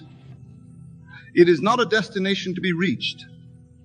Happiness is your natural state of being, your divine inheritance. It is who you are at your core, beneath the layers of conditioning and false beliefs. The three things we've discussed: living in the past, comparing yourself to others, and resisting what is, are like clouds that obscure the sun of your true nature. When you stop doing these things, you're not so much creating happiness as you're allowing your innate happiness to shine through. Now, I know that breaking these habits may seem challenging. After all, they've likely been with you for many years, perhaps even decades. But I want you to know that change is not only possible, it is inevitable when you align yourself with the truth. Remember, you are not your habits. You are not your past. You're not your circumstances. You are a divine being, infinitely powerful and eternally free. You have the ability to choose your thoughts, your feelings, and your actions in each moment. So how do we begin this transformation? How do we stop these three happiness-robbing habits and step into the fullness of our being? The key, my dear friends, lies in your imagination. For your imagination is not mere fantasy or idle daydreaming. It is the very essence of creation, the God force within you that shapes your reality. Instead of living in the past, use your imagination to create a compelling future. See yourself as you wish to be. Confident, joyful, successful. Feel the emotions of already being that person. For remember, to the subconscious mind, there is no difference between a vividly imagined experience and a real one. Instead of comparing yourself to others, imagine yourself as the best version of yourself. See yourself growing, evolving, becoming more of who you truly are with each passing day. Feel the satisfaction of personal progress, the joy of self-discovery. And instead of resisting what is, use your imagination to see the perfection in each moment. Imagine that everything happening in your life is conspiring for your highest good. Feel the peace that comes with trusting in the wisdom of the universe. As you do this, you'll begin to notice a shift in your consciousness. The old habits will begin to fall away, not through force or struggle, but through the natural expansion of your awareness. You see, my friends, you cannot solve a problem at the level of the problem. You must rise above it.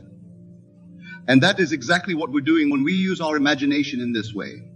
We're elevating our consciousness, aligning ourselves with a higher truth. Now I want to address something that may be coming up for some of you. You might be thinking, but Neville, this all sounds well and good. But what about the real problems in my life? What about my financial struggles, my health issues, my relationship problems? There are no real problems, only opportunities for growth and expansion. What you perceive as problems are simply aspects of your current reality that don't align with your desires. And remember, your current reality is nothing more than a shadow of your past thoughts and beliefs. When you change your thoughts, when you shift your beliefs, your reality must change to match.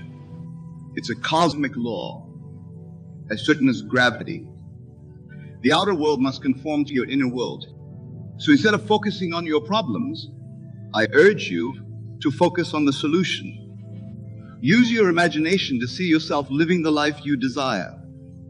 Feel the emotions of already having what you want. Do this with consistency and conviction, and watch as your outer world begins to shift. This is not magical thinking, my friends. This is the very essence of creation. For you are not a helpless victim of circumstance, but a powerful creator, shaping your reality with every thought, every feeling, every belief. When you stop living in the past, you free yourself to create a new future. When you stop comparing yourself to others, you allow yourself to step into your unique greatness. And when you stop resisting what is, you align yourself with the flow of life, opening yourself to infinite possibilities. These three shifts in consciousness are the key to unlocking a life of true happiness and fulfillment. They are the pathway to realizing your divine nature and living from a place of power and purpose. Now, I know that this may seem like a lot to take in. You may be wondering how to implement these changes in your daily life. So let me offer you some practical advice. First, cultivate awareness. Begin to notice when you're falling into these old patterns. When you catch yourself living in the past, comparing yourself to others, or resisting what is, simply acknowledge it without judgment. Awareness is the first step to change. Then gently redirect your thoughts. If you find yourself dwelling on the past, bring your attention to the present moment.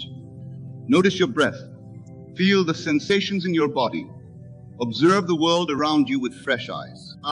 If you catch yourself comparing yourself to others, shift your focus to your own journey. Celebrate your own progress, no matter how small. Remind yourself of your unique gifts and purpose. And if you notice yourself resisting what is, take a deep breath and practice acceptance. Say to yourself, this is how things are right now, and that's okay. Then use your imagination to see the potential for growth and transformation in the situation. Remember, my friends, these are not one-time actions, but ongoing practices. It's about cultivating a new way of being, a new relationship with yourself and the world around you. As you continue these practices, you'll begin to notice subtle shifts in your experience. You'll find yourself feeling more present, more peaceful, more alive.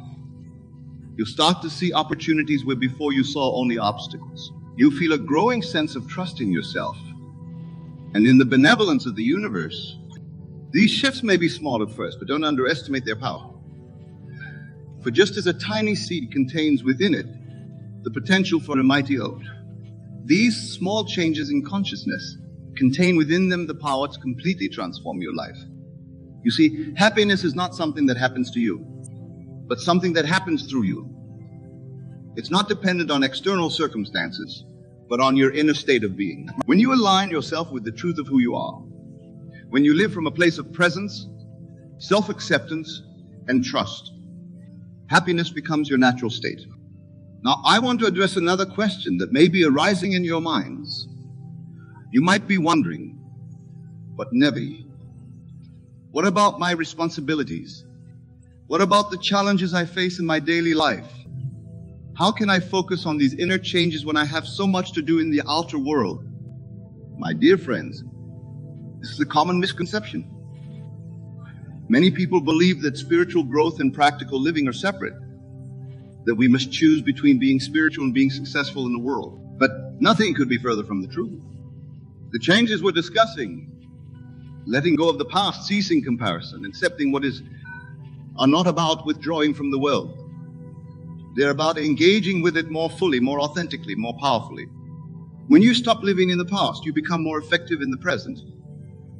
You're able to respond to situations with clarity and wisdom, rather than reacting based on old patterns and wounds.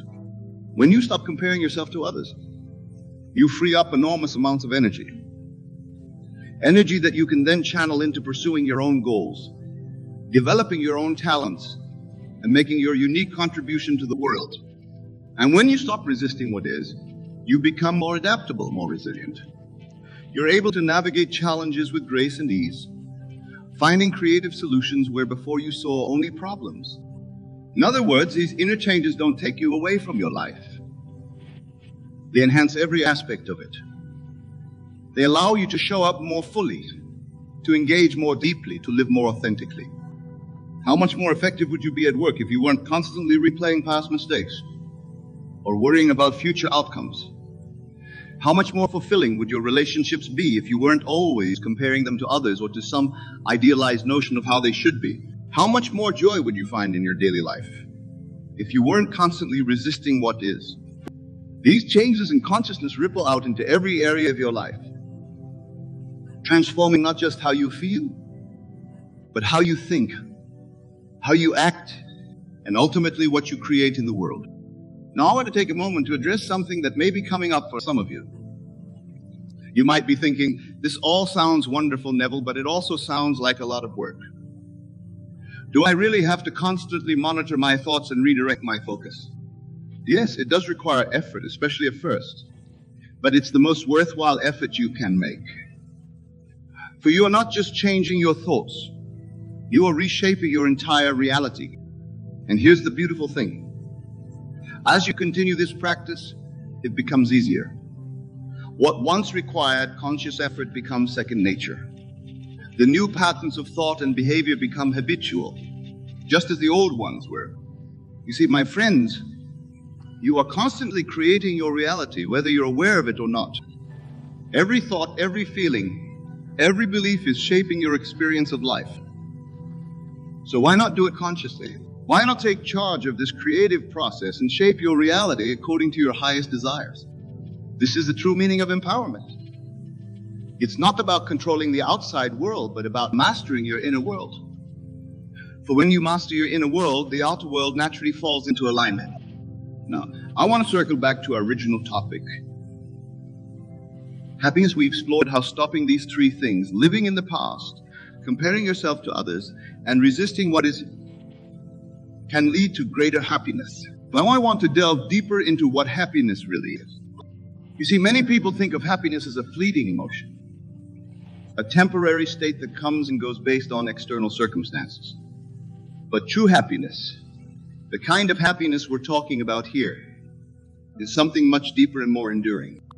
This happiness is not dependent on what you have or what you achieve. It's not about feeling good all the time or never experiencing negative emotions. Rather, it's a fundamental sense of okayness, a deep trust in life and in yourself. When you stop living in the past, you open yourself to the joy of the present moment. You become available to the beauty and wonder that surrounds you right now. This is not just about feeling good.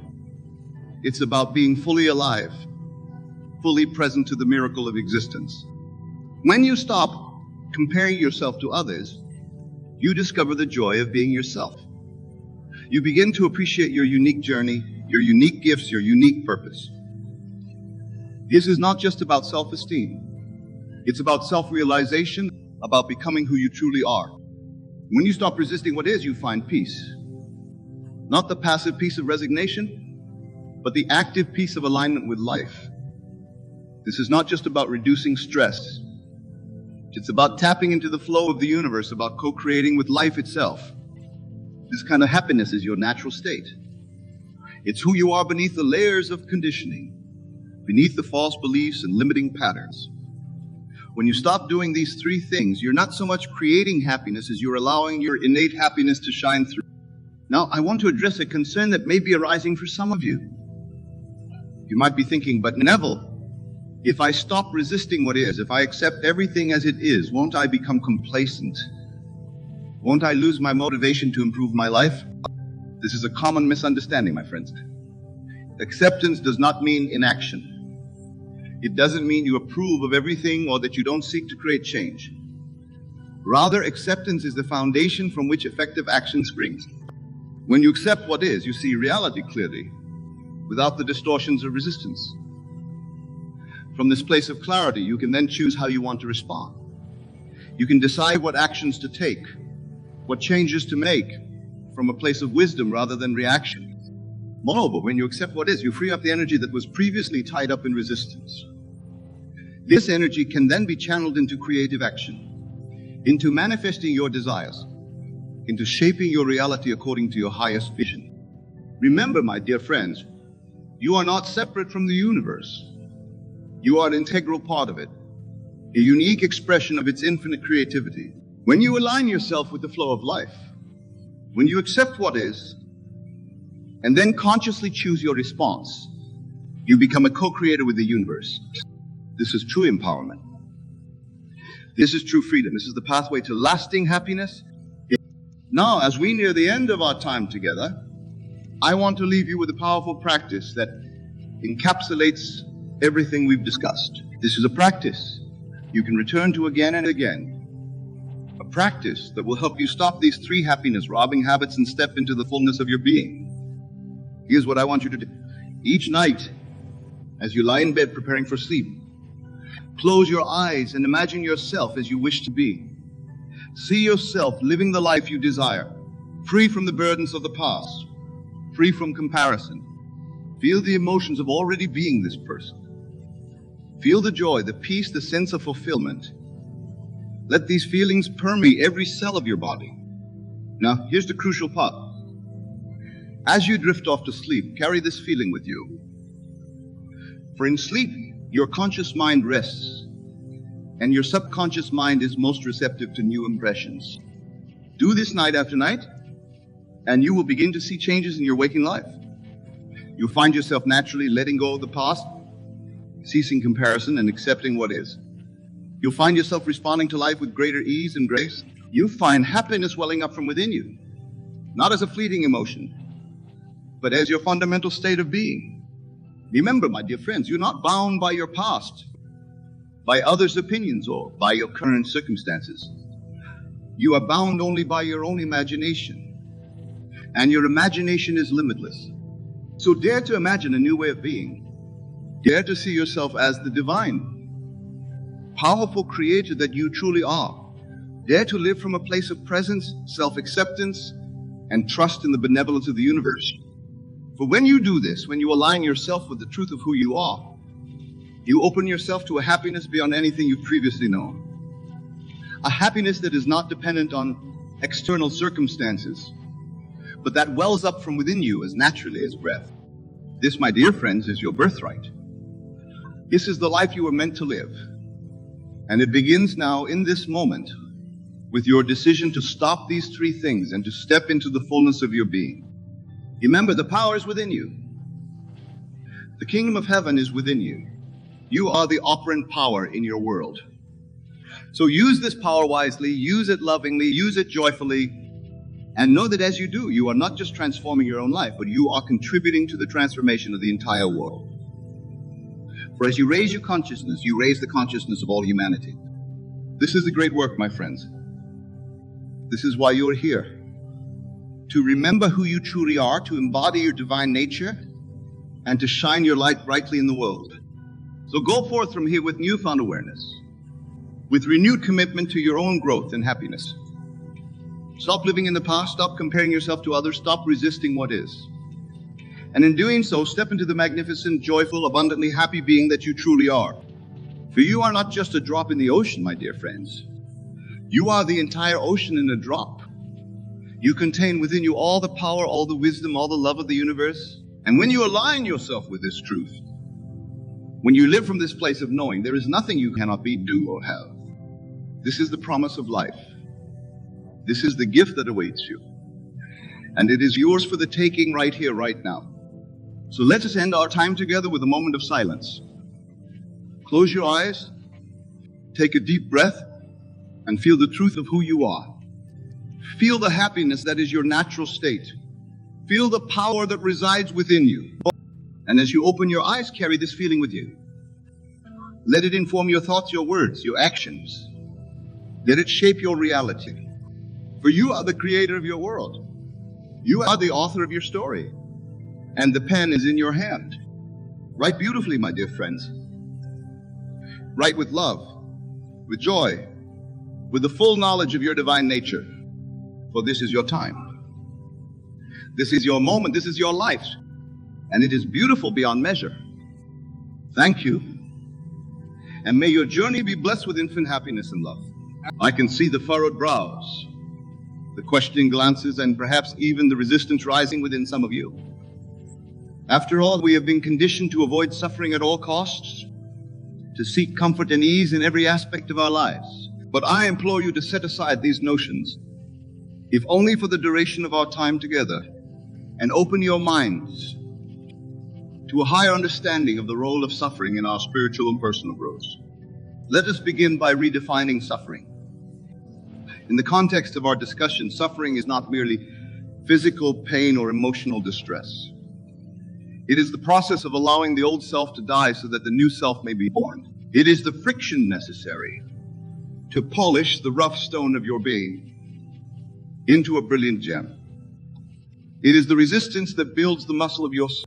Imagine, if you will, a seed buried in the dark, damp earth. Does it not suffer as it breaks open, pushing through the soil, reaching for the light it has never seen but somehow knows exists? And yet, without this struggle, without this suffering, would it ever become the magnificent tree it is destined to be? Of course not. The very act of growth demands that the seed sacrifice its form, its comfort, its very identity. And so it is with us, dear friends. We are spiritual seeds planted in the fertile soil of this physical reality. Our growth, our transformation, our ascension to higher states of consciousness, all of these require us to break free from the limitations of our current state. And yes, this process involves suffering. But here's the magnificent truth that I want you to grasp with every fiber of your being. You are the operant power. You are the one who gives meaning to your experiences. You are the author of your story, the director of your play, the sculptor of your reality. And in this grand theater of life, suffering is but a tool in your hands, a chisel with which you can carve out your masterpiece. Now let us delve deeper into the nature of this suffering that leads to growth. It is not the suffering imposed upon us by external circumstances that I speak of, though even that can be transmuted into growth by the alchemy of your imagination. No, the suffering I refer to is the conscious, willing sacrifice of your lower self for the emergence of your higher self. Consider the athlete who pushes their body to its limits, enduring the burn of muscles, the ache of fatigue, the mental challenge of perseverance. Do they not suffer? Of course they do. But it is through this voluntary suffering that they sculpt their body and mind into a finer form, capable of feats they once thought impossible. Or think of the artist wrestling with self-doubt, grappling with the gap between their vision and their current ability, pouring hours into honing their craft. Is this not a form of suffering? Indeed it is, but it is through this crucible of creative suffering that masterpieces are born, that beauty enters the world, that the artist evolves into a channel for divine expression. The spiritual seeker, too, must embrace suffering as a path to growth. The ego resists change, clings to familiar patterns, and recoils from the unknown. To grow spiritually is to willingly face the discomfort of challenging your beliefs, of questioning your assumptions, of venturing into the vast unknown of your inner world. It is to suffer the death of your limited self-concept so that your true infinite self may emerge. But here, my dear friends, is where the magic happens. For in the very act of embracing this suffering, of choosing it consciously as a path to growth, you transform its nature. It ceases to be suffering in the conventional sense and becomes a sacred initiation, a holy rite of passage, a divine dance of transformation. Remember, you are not a victim of circumstances, helplessly buffeted by the winds of fate. You are the operant power in your world. You are the one who decides what your experiences mean, what they will create in you. When you understand this, truly understand it at the core of your being, you will see that all experiences, even those that appear as suffering, are opportunities for growth, for expansion, for becoming more of who you truly are. Let me share with you a profound secret, one that has the power to revolutionize your entire approach to life.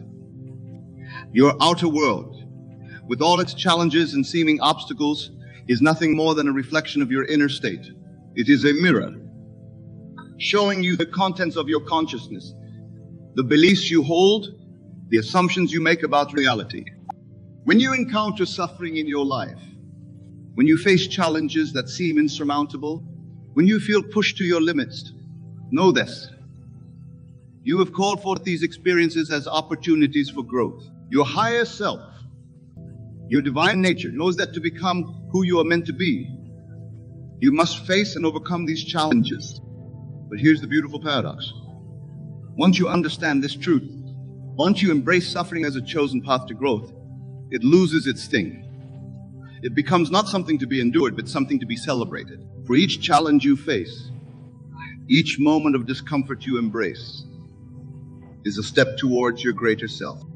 Imagine for a moment that you are an actor in a great play.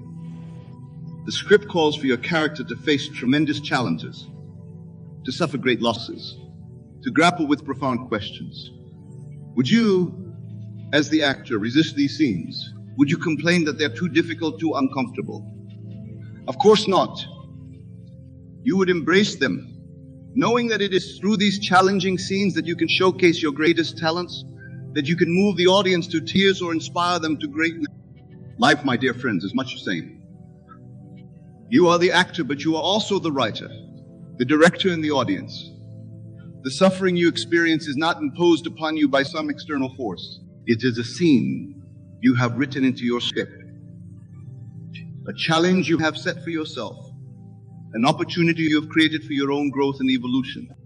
When you truly understand this, when you embody this truth with every cell of your being, you will approach suffering with a new attitude. Instead of resisting it, you will welcome it. Instead of asking, why is this happening to me? You will ask, what is this here to teach me? How can I use this to become more of who I truly am?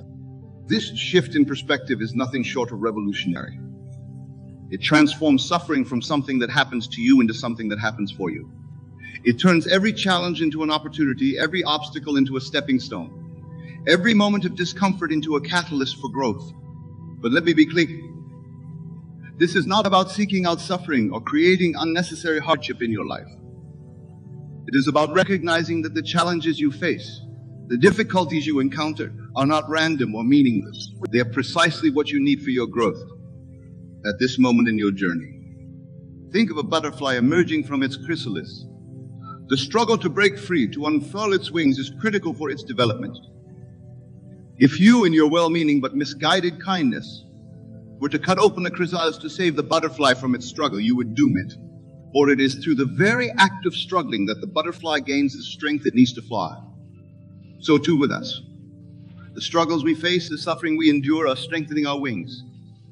They are preparing us for flight, for the full expression of our divine nature. But remember, you are not the butterfly struggling in the chrysalis.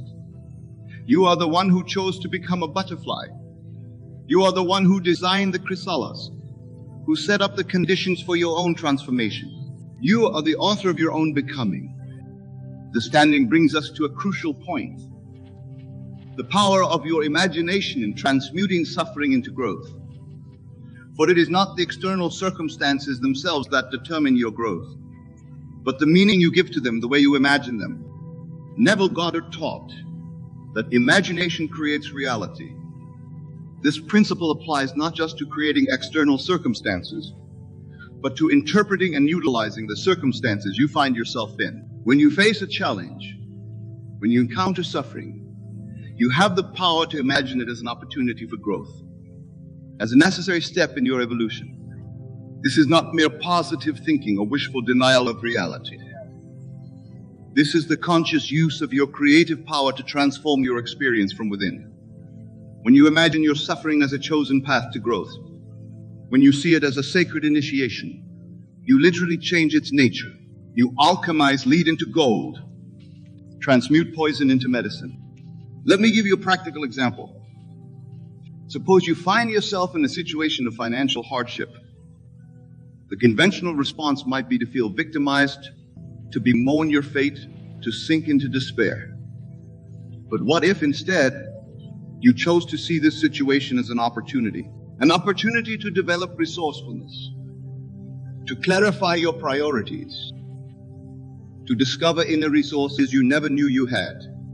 By reimagining your situation in this way, you not only change your emotional response to it, but you open yourself to solutions and opportunities you might otherwise have missed. You transform a seeming obstacle into a stepping stone and challenge into a chance for growth. This principle applies to all forms of suffering, all types of challenges. A health crisis becomes an opportunity to deepen your connection with your body, to reassess your lifestyle, to discover the healing power within you. Relationship conflict becomes a chance to develop greater empathy, to practice forgiveness, to clarify your boundaries and values. The key is to remember that you are not a passive recipient of circumstances, but the active creator of your reality. You are not being acted upon by external forces, but are the force itself, expressing itself through the medium of your life experiences. When you embrace this truth, when you live from this understanding, you step into your power as a conscious creator. You no longer see suffering as something to be avoided at all costs, but as a tool for your growth, a chisel for sculpting your greatest self. Let me be clear. This is not about denying the reality of pain or dismissing the genuine challenges we face in life. It is about recognizing that we have the power to choose our response to these challenges, to decide what meaning we will give to our experiences. Viktor Frankl, the psychiatrist who survived the Nazi concentration camps, wrote, "Everything can be taken from a man, but one thing, the last of human freedoms, to choose one's attitude in any given set of circumstances, to choose one's own way." This profound insight aligns perfectly with what I'm sharing with you today. No matter what circumstances you find yourself in, no matter what suffering you face, you always retain the freedom to choose your attitude, to decide what meaning you will give to your experiences. And in that choice lies your power to grow, to evolve, to become more than you were before. This brings us to another crucial aspect of our discussion: the role of consciousness in transforming suffering into growth. For it is not enough merely to endure suffering passively. To truly grow, we must engage with our experiences consciously, intentionally, with full awareness. Consciousness is the alchemical fire that transmutes the lead of suffering into the gold of wisdom. It is the light that illuminates the path through the dark night of the soul. It is the witness that observes our experiences without judgment, allowing us to extract the lessons, the growth, the evolution inherent in each moment. When you face a challenge, when you encounter suffering, I urge you to meet it with the full force of your consciousness. Do not turn away. Do not numb yourself. Do not seek distraction. Instead, bring your complete attention, your total awareness to the experience. Observe your thoughts, your emotions, your physical sensations. Notice the stories your mind creates about the situation, the meanings it assigns, the predictions it makes. But remember, you are not these thoughts, these emotions, these sensations. You are the consciousness that observes them. In this space of conscious awareness, you create a gap between stimulus and response. In this gap lies your freedom to choose, your power to grow. It's here, in this space of pure consciousness, that you can reimagine your suffering as a path to growth, that you can choose to see your challenges as opportunities for evolution. This conscious engagement with suffering is not easy. It requires courage, commitment, and practice. But it is through this practice that you develop spiritual muscles, that you expand your capacity to hold and transmute ever greater levels of energy, of experience, of life itself. Think of it this way. Just as physical exercise breaks down muscle fibers so they can rebuild stronger, the conscious engagement with suffering breaks down old patterns of thought and behavior, allowing new, more expansive ways of being to emerge. But remember, my dear friends, you are not alone in this process. You are supported by the very fabric of the universe, by the divine intelligence that permeates all of existence. This intelligence, which you might call God, the universe, or your higher self, is always working for your highest good, always guiding you towards your greatest expression.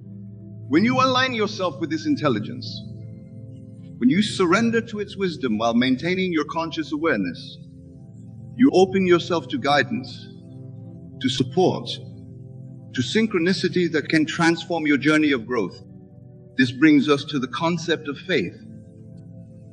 Not blind faith in an external deity, but faith in the divine wisdom within you, faith in the perfection of the universal process of which you are a part. This faith allows you to trust the process of growth, to embrace the suffering that comes with it, knowing that it is leading you towards your highest good. Imagine for a moment that you are climbing a mountain. From the base, the peak seems impossibly distant, the path treacherous and unclear. But as you climb, as you face each challenge, overcome each obstacle, you not only move closer to the summit, but you develop the strength, the skills, the perspective necessary to reach it. Your life journey is much the same. Each challenge you face, each moment of suffering you encounter, is a step on your climb towards the summit of your potential. And just as a mountain climber must have faith in their ability to reach the peak, must trust in the path even when it's not fully visible, so too must you have faith in your journey of growth. This faith is not passive. It is not about sitting back and waiting for things to happen. It is an active faith, a faith that propels you forward, that gives you the courage to take the next step even when the path ahead is shrouded in mist. It's the faith that allows you to say, in the face of your greatest challenges, your deepest suffering, this too is for my growth. This too is part of my journey. This too is leading me towards my highest good. When you cultivate this faith, when you combine it with your conscious awareness and your understanding of yourself as the operant power in your world, you create an unstoppable force for growth and transformation. You become like the mighty oak tree, whose roots grow deeper with every storm it weathers, whose branches reach higher with every challenge it overcomes. You become unshakable, not because you avoid suffering, but because you have learned to use it as fuel for your growth. But let us delve even deeper into this mystery of growth through suffering. For there's a secret hidden within it, a truth so profound that it has the power to completely revolutionize your understanding of life itself. The secret is the suffering you experience is not happening to you. It is happening through you. You are not the victim of your experiences, but the vehicle through which the universe experiences itself. You are the aperture through which the infinite explores. The finite, the eternal dances with the temporal. When you truly understand this, when you embody this truth at the deepest level of your being, suffering loses its sting. It becomes not something to be endured, but something to be explored, to be mined for the precious gems of wisdom and growth it contains. Think of it this way. You are not a separate entity struggling against the forces of the universe. You are the universe itself, localized in a particular point of space and time, having a unique experience. The challenges you faced, the suffering you endure, are the universe's way of knowing itself more fully through you. This perspective completely transforms your relationship with suffering. Instead of asking, why is this happening to me? You begin to ask, what is wanting to be known through this experience? What aspect of the infinite is expressing itself in this finite moment? When you approach your suffering with this level of curiosity, this depth of engagement, you open yourself to profound insights and transformative growth. You become a conscious participant in the evolution of consciousness itself. But remember, this is not about intellectual understanding alone. It's about lived experience, about embodying this truth in every cell of your being. It's about bringing this awareness to every moment of your life, especially those moments of challenge and suffering. Imagine for a moment that you are an actor in a great cosmic play. The role you're playing involves great challenges, profound suffering, moments of despair. But you, the actor, know that this is just a role. You know that behind the mask of your character, you are infinite, eternal. How would you play this role differently if you truly understood this? Would you resist the challenging scenes, complain about the difficulty of your part, or would you throw yourself into it fully, using every moment of suffering as an opportunity to express the depths of your artistry, to explore the furthest reaches of human experience? This is the invitation life extends to each of us. To play our part fully, to embrace every experience, joyful or painful, as an opportunity for growth, for self-discovery, for the expansion of consciousness. But let me be clear. This is not about passively accepting suffering or resigning yourself to difficult circumstances. It is about active engagement, conscious participation in the process of your own evolution. This is about using your imagination, your consciousness, your innate creative power to transmute suffering into growth. Remember, you are the operant power in your world. You are the one who gives meaning to your experiences. You are the alchemist who can turn the lead of suffering into the gold of wisdom. So how do we put this understanding into practice? How do we actively engage with our suffering to catalyze our growth? First and foremost, we must cultivate awareness. We must become the witness to our own experiences, observing our thoughts, emotions, and sensations without judgment. This creates a space between stimulus and response, a gap in which we can choose our reaction, our interpretation, our path forward. Next, we must question our assumptions. When we encounter suffering, our habitual response is often to view it as something negative, something to be avoided or overcome as quickly as possible.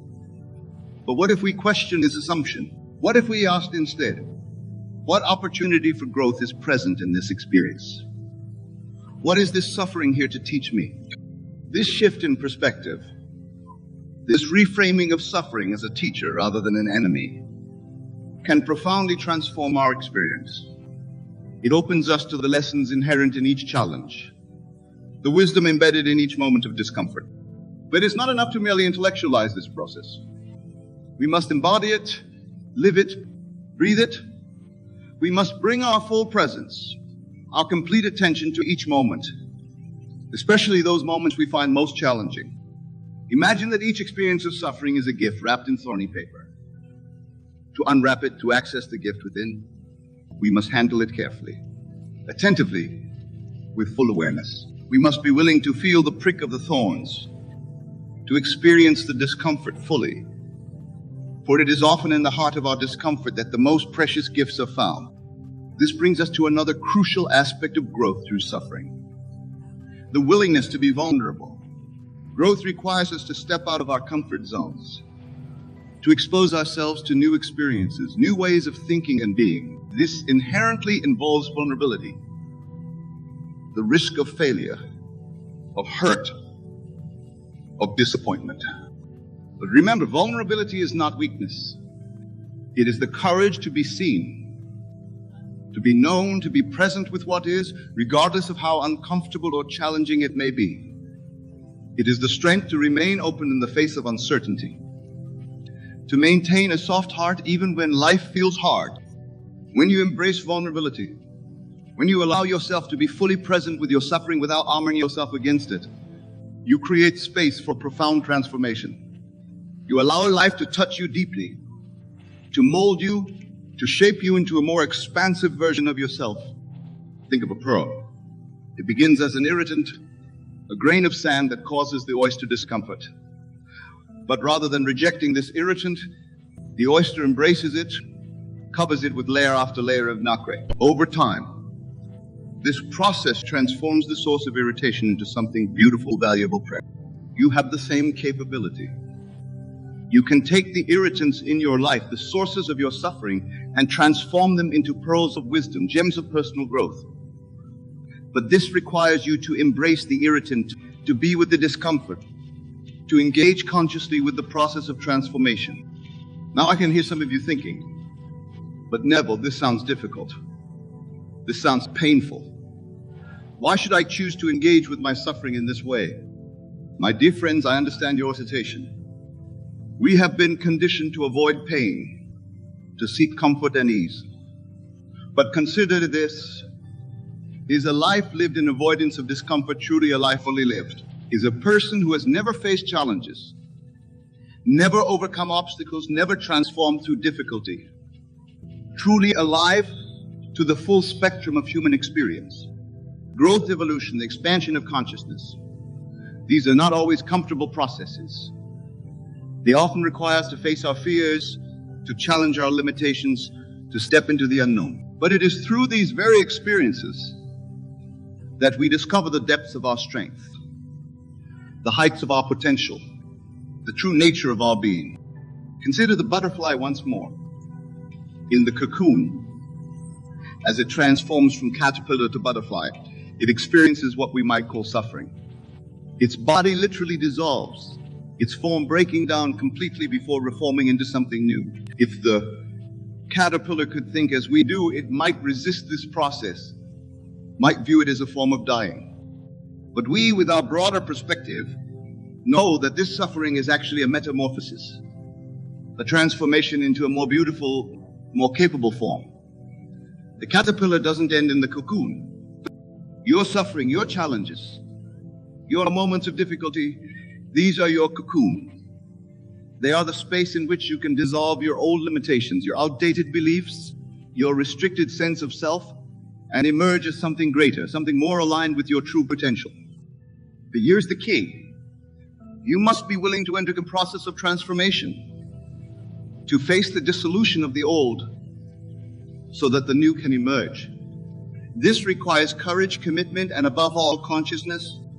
It requires you to stay awake through the process, to remain aware even as everything you thought you knew about yourself is challenged, even as your old form dissolves and the new has yet to take shape. It requires you to have faith in the process, to trust in your own innate capacity for growth and renewal. This, my dear friends, is the hero's journey.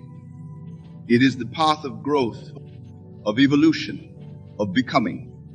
And yes, it involves suffering, but it is a suffering with purpose, a suffering that leads to transformation, a suffering that opens the door to your greatest potential. So I invite you, I challenge you to reframe your relationship with suffering, to see it not as an enemy to be avoided, but as a teacher to be embraced, to recognize that within each challenge, each moment of discomfort, each experience of suffering, lies the seed of your own growth, your own evolution, your own becoming. Remember, you are the operant power in your world. You are the one who gives meaning to your experiences. You are the alchemist who can transform the lead of suffering into the gold of wisdom and personal growth. Embrace your challenges. Engage consciously with your suffering. Allow it to break you open, to dissolve your limitations, to reveal the infinite potential that lies within you. For it is often in our darkest moments that our inner light shines most brightly. And as you walk this path, as you embrace growth through suffering, Know that you are not alone. The entire universe is supporting you, guiding you, cheering you on. Every challenge you face, every obstacle you overcome, contributes to the evolution of consciousness itself. You are not separate from this process. You are an integral part of it. Your growth, your evolution, your transformation ripples out into the world, affecting everything and everyone around you. As you grow, you create space for others to grow. As you transform, you inspire transformation in others. This is the magnificent truth of our existence. We are all interconnected, all part of the grand tapestry of life. Your personal growth, catalyzed through your conscious engagement with suffering, contributes to the growth of all. So I urge you, my dear friends, embrace your suffering. Use it as fuel for your growth. Allow it to break you open, to reveal the boundless potential within you. For in doing so, you not only transform your own life, but contribute to the transformation of the world. Remember, to grow, you must suffer. But this suffering, approached with consciousness and embraced with courage, becomes the very vehicle of your liberation, your evolution, your becoming. It is the fire that forges you into the highest expression of yourself. As we come to the close of our time together, I want to leave you with this final thought. You are infinitely more powerful, more resilient, more capable of growth and transformation than you can possibly imagine. The suffering you face is not a punishment, not a mistake, not a flaw in the universe. It is an invitation to grow, to evolve, to become more fully yourself. Accept this invitation. Embrace your challenges. Engage consciously with your suffering. And watch as you transform, as you evolve, as you become the fullest, most magnificent expression of who you truly are. For in the end, this is why we're here. Not to avoid suffering, but to use it as a catalyst for our growth. Not to shrink from challenges, but to rise to meet them. Not to remain static and unchanged, but to continually evolve, expand, and become more. You are the author of your story, the creator of your reality, the sculptor of yourself. And suffering is simply the chisel in your hands, the tool with which you can carve out your masterpiece. So go forth, my dear friends. Embrace your journey of growth. Face your challenges with courage and consciousness. Transform your suffering into wisdom, your pain into power, your difficulties into opportunity to growth.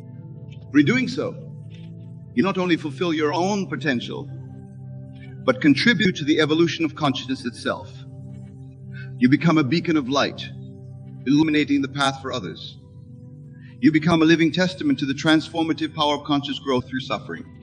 You remember, always remember, you are not alone in this journey. The entire universe is supporting you, guiding you, cheering you on. Every step you take towards growth, every challenge you face with consciousness, every moment of suffering you transmute into wisdom. All of this is sacred. All of this is divine. All of this is part of the grand dance of existence. So dance, my friends, dance with your suffering, dance with your growth, dance with life itself. For in this dance, in this conscious engagement with all that life brings, you will find your freedom, your power, your true self. Thank you for your attention, for your willingness to engage with these profound truths. May you go forth from here with a new perspective on suffering, a new commitment to growth, and a renewed sense of your own infinite potential. To grow, you must suffer. But in that suffering, consciously embraced and alchemically transformed, lies the key to your greatest becoming.